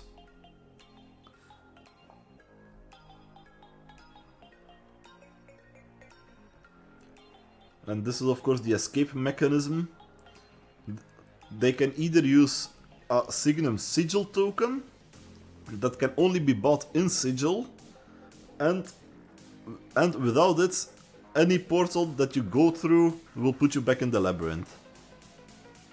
Or they can use a ritual to try to get out of there as well. But for that they also need a token as well. And some silver powder, and they need 5 minutes of concentration, and they need to do an Arcana or Religion check. But once the ritual passes, of course, there will be a blue veiled gate, portal I should say, that will teleport you back into one specific point inside of Sigil. So that's basically it.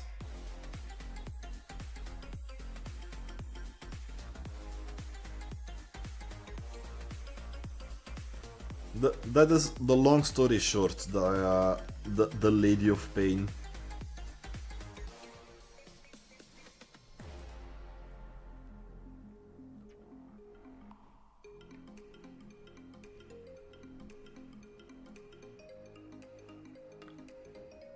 I knew of the Lady of Pain for a long time, and I'm glad I can implement her inside my campaign as well.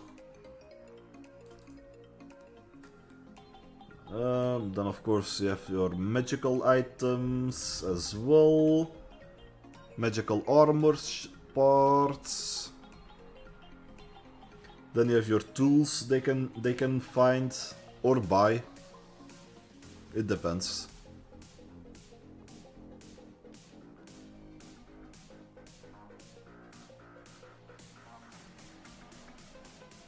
Those are all different kinds of weapons, my magical weapons and armors and whatever tools I can have.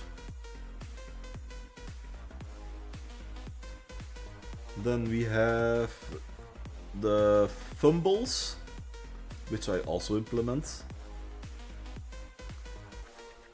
Basically, if you roll a critical fail, I can decide if they need to roll a fumble or not.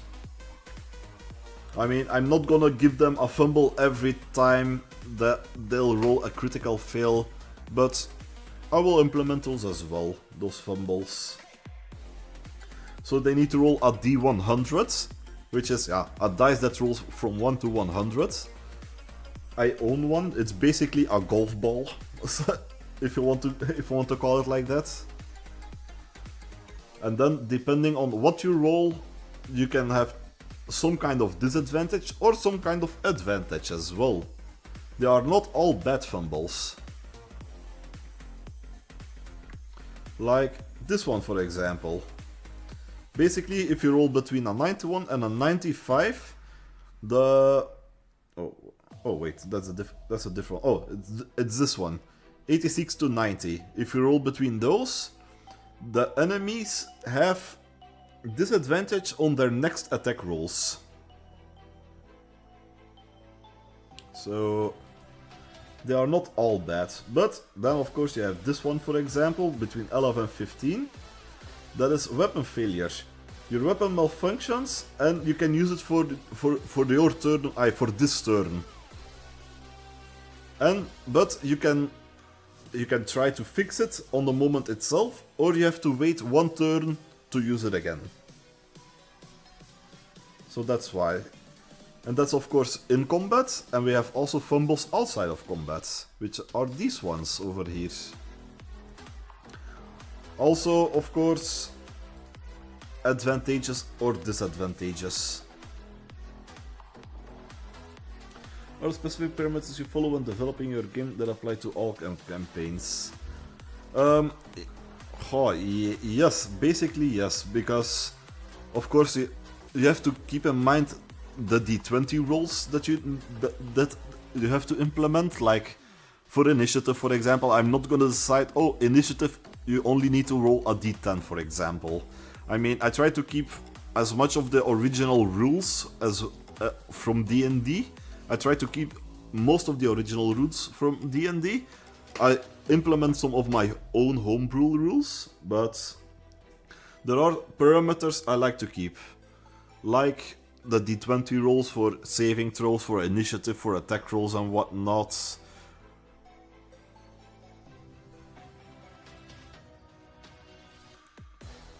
Yeah, there are...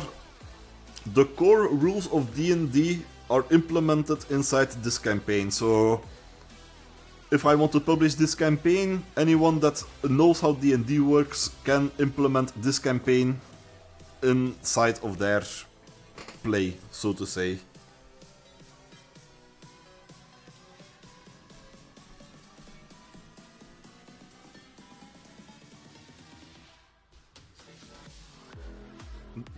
Yeah, the core rules of D&D stay the same. I just like to implement some of my own homebrew rules. Damn, that's a tough word to say.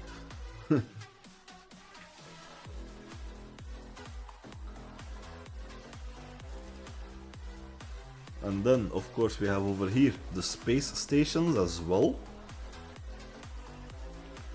which is just 2 pages. But this basically explains how big or how small the space stations are. And also you have abandoned space stations as well, which are also pretty cool. This has been so interesting, I had no idea how involved it was. Mad respect to you guys who create the campaigns. Well, thank you, thank you. Yeah, indeed. This is my first campaign and there are people that make awesome campaigns as well. Official campaigns and homebrew campaigns, and yeah, it's crazy how do you say it? It's crazy how inspirational those people are. How creative they are as well.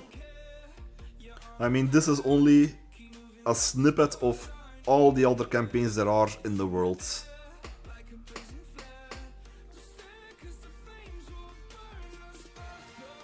But yeah, it's very involved in building your own campaign.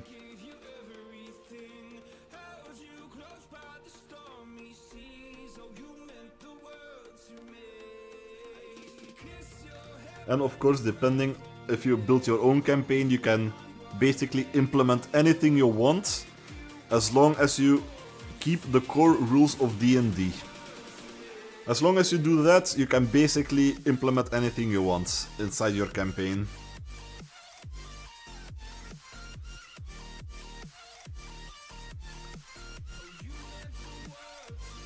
Oh, you're talking about looks like... Look... Look what we have created. I'm sure it compares to any other. Yeah, probably. I mean, D&D also has its own space campaign. It's called Spelljammers. But one of my friends, IRL friends that I play D&D with, has that book.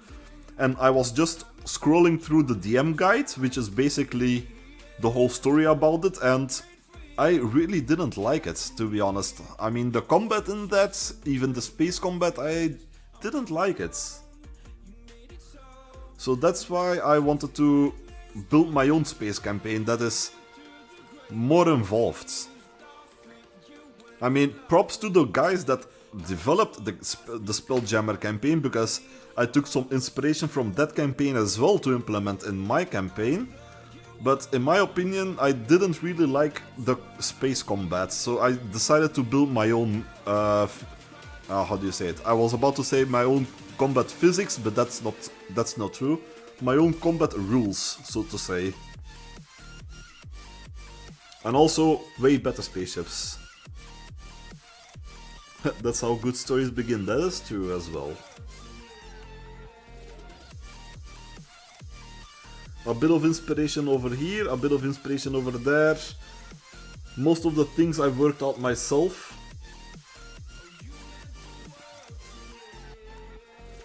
So, yeah, it's very involved. And of course, yeah, these are all the different space stations you can find.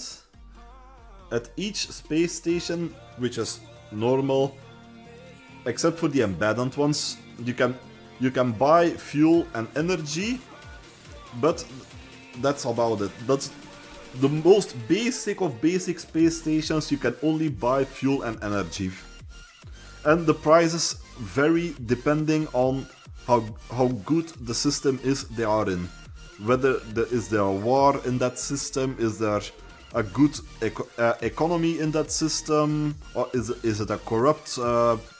Are there corrupt politics in that? Depending on all those kind of factors, the prices vary.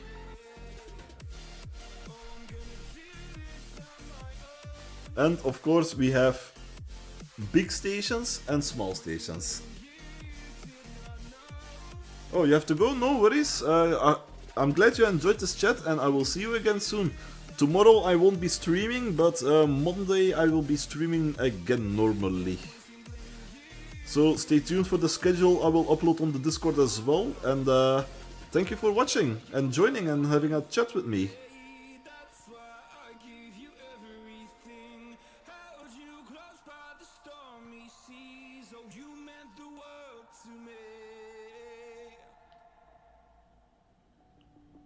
So, what I was saying, so we have, of course, the basic ones. Then we have upgrades that you can buy at the space station, depending on how big the space station is, at the DM's discretion, of course. Depending on how big it is. Then, abandoned space stations, which can give more lore about their goals, and could possibly have better loot, but more difficult puzzles. And there is a possibility that there is a remaining part of fuel or energy available that there is a part of whatever is available. And there is not always oxygen or gravity. And of course, there are chances that you stumble upon scavengers or monsters as well.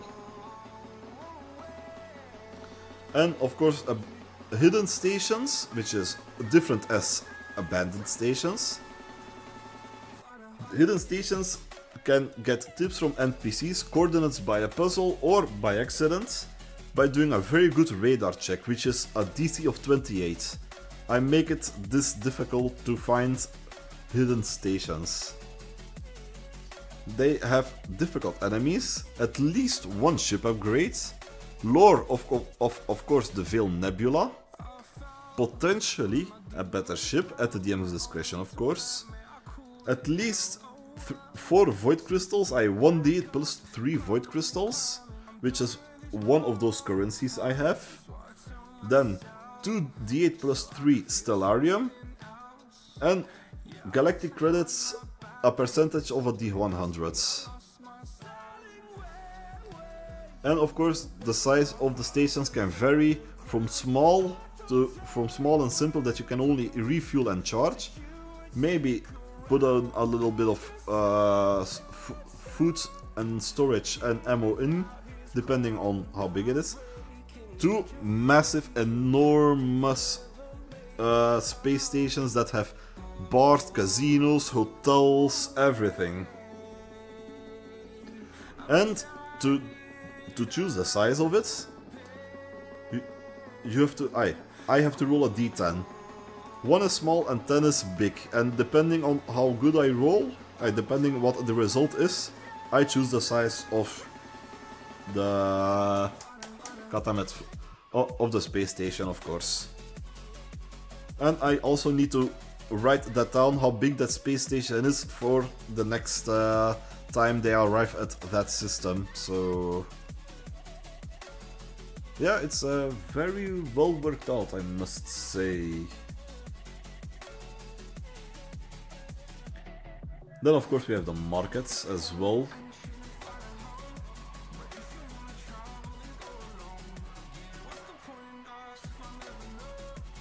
Which is basically your regular markets. You have your rations, you have potions, spell components. We have your upgrades and modules for your spaceship that you can do, weapon upgrades, consumables.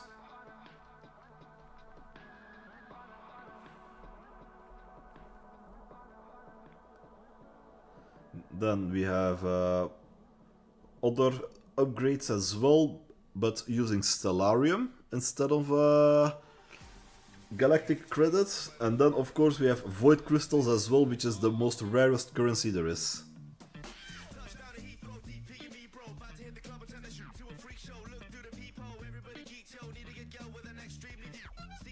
What was this again? Oh yeah, okay, that's okay, good.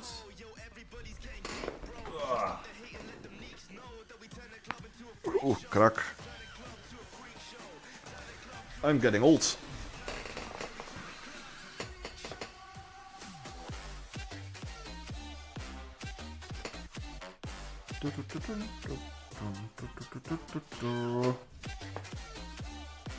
So this was basically my D&D campaign.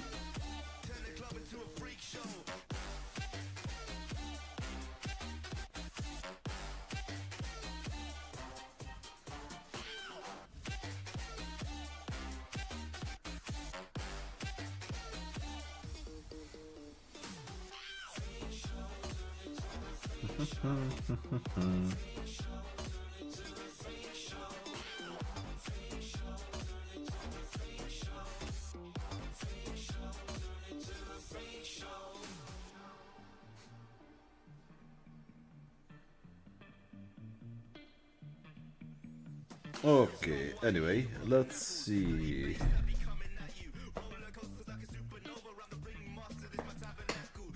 Yep. Now, those are the different kind of conditions of D&D.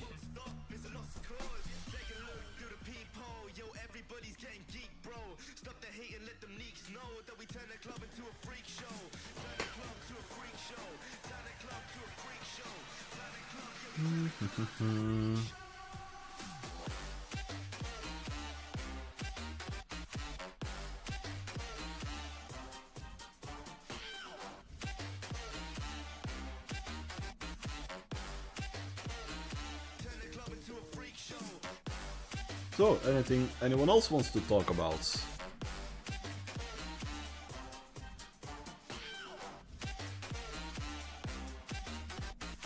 I mean, I've been just yapping about D&D, so...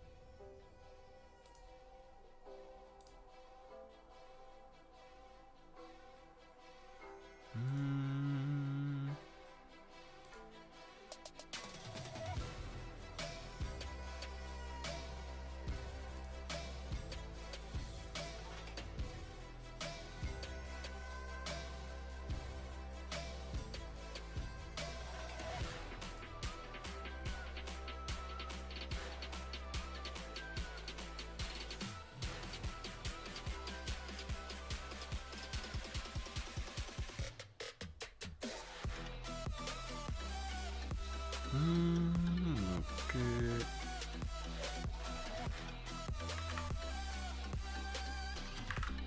All good.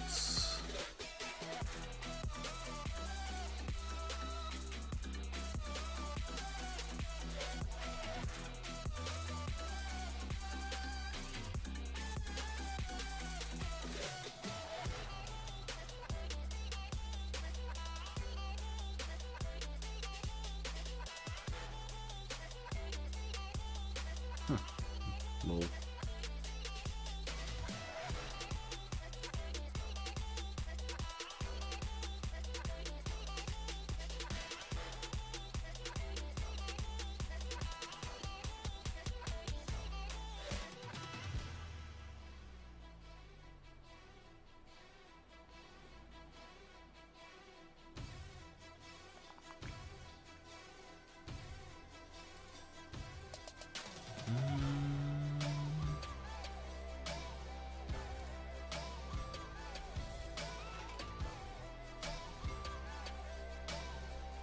Let's see, what do we have over here?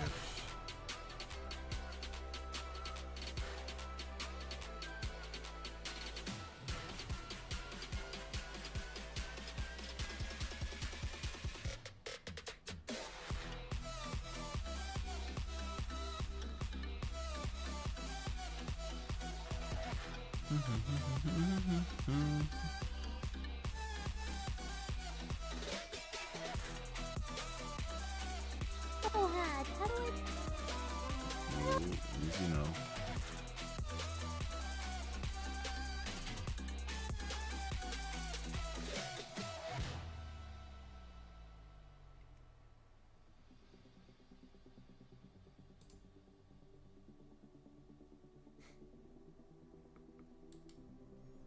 Okay. Oh. What? Why are you over here? I want you over there.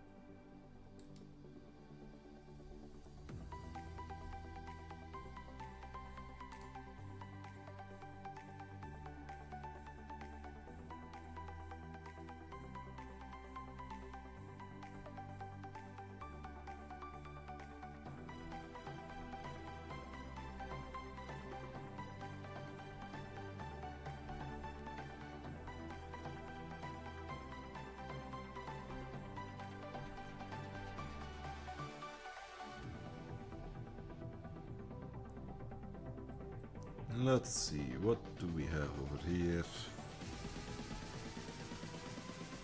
Just checking something really quickly, forgive me, forgive me.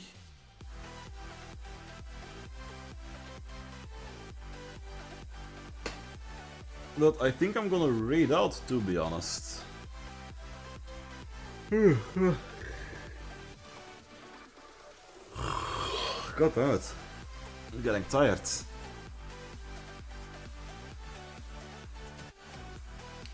Let's see, who shall we raid?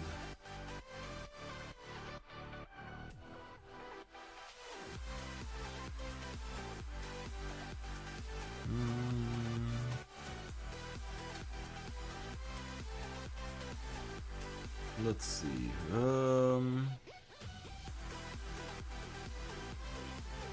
We can raid Sarisa.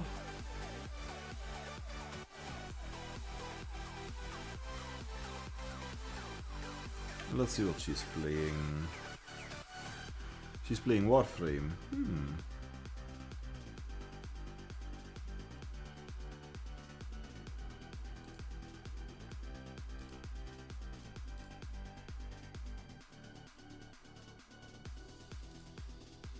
Okay, so Sarisa is an option. We have Munilla, which is playing the Seat 2.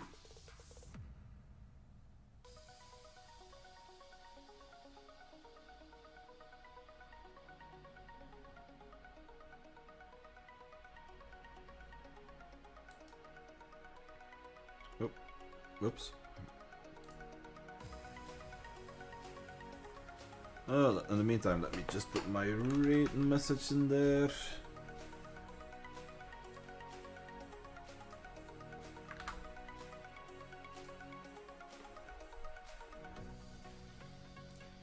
There you go. Then let's see.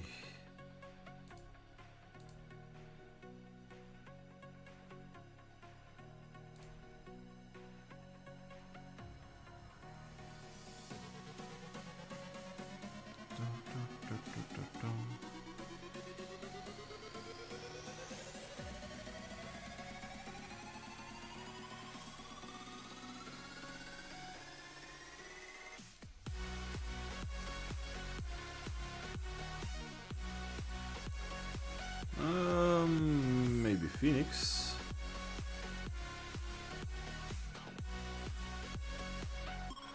No, he's playing Arviderdert.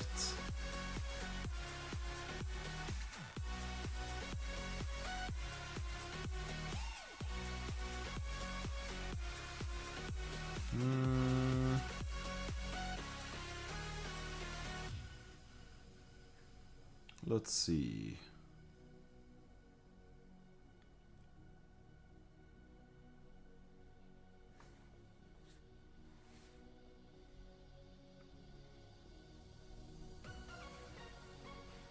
You know what? Let's just raid Sarisa. Let's do that one.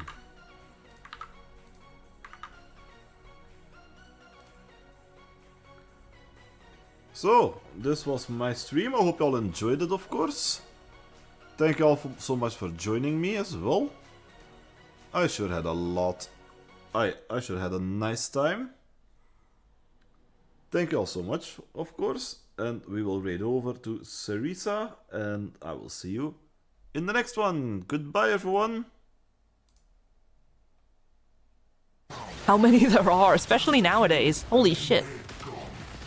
I didn't realize like how bad the situation was. Just coughed up what we're after.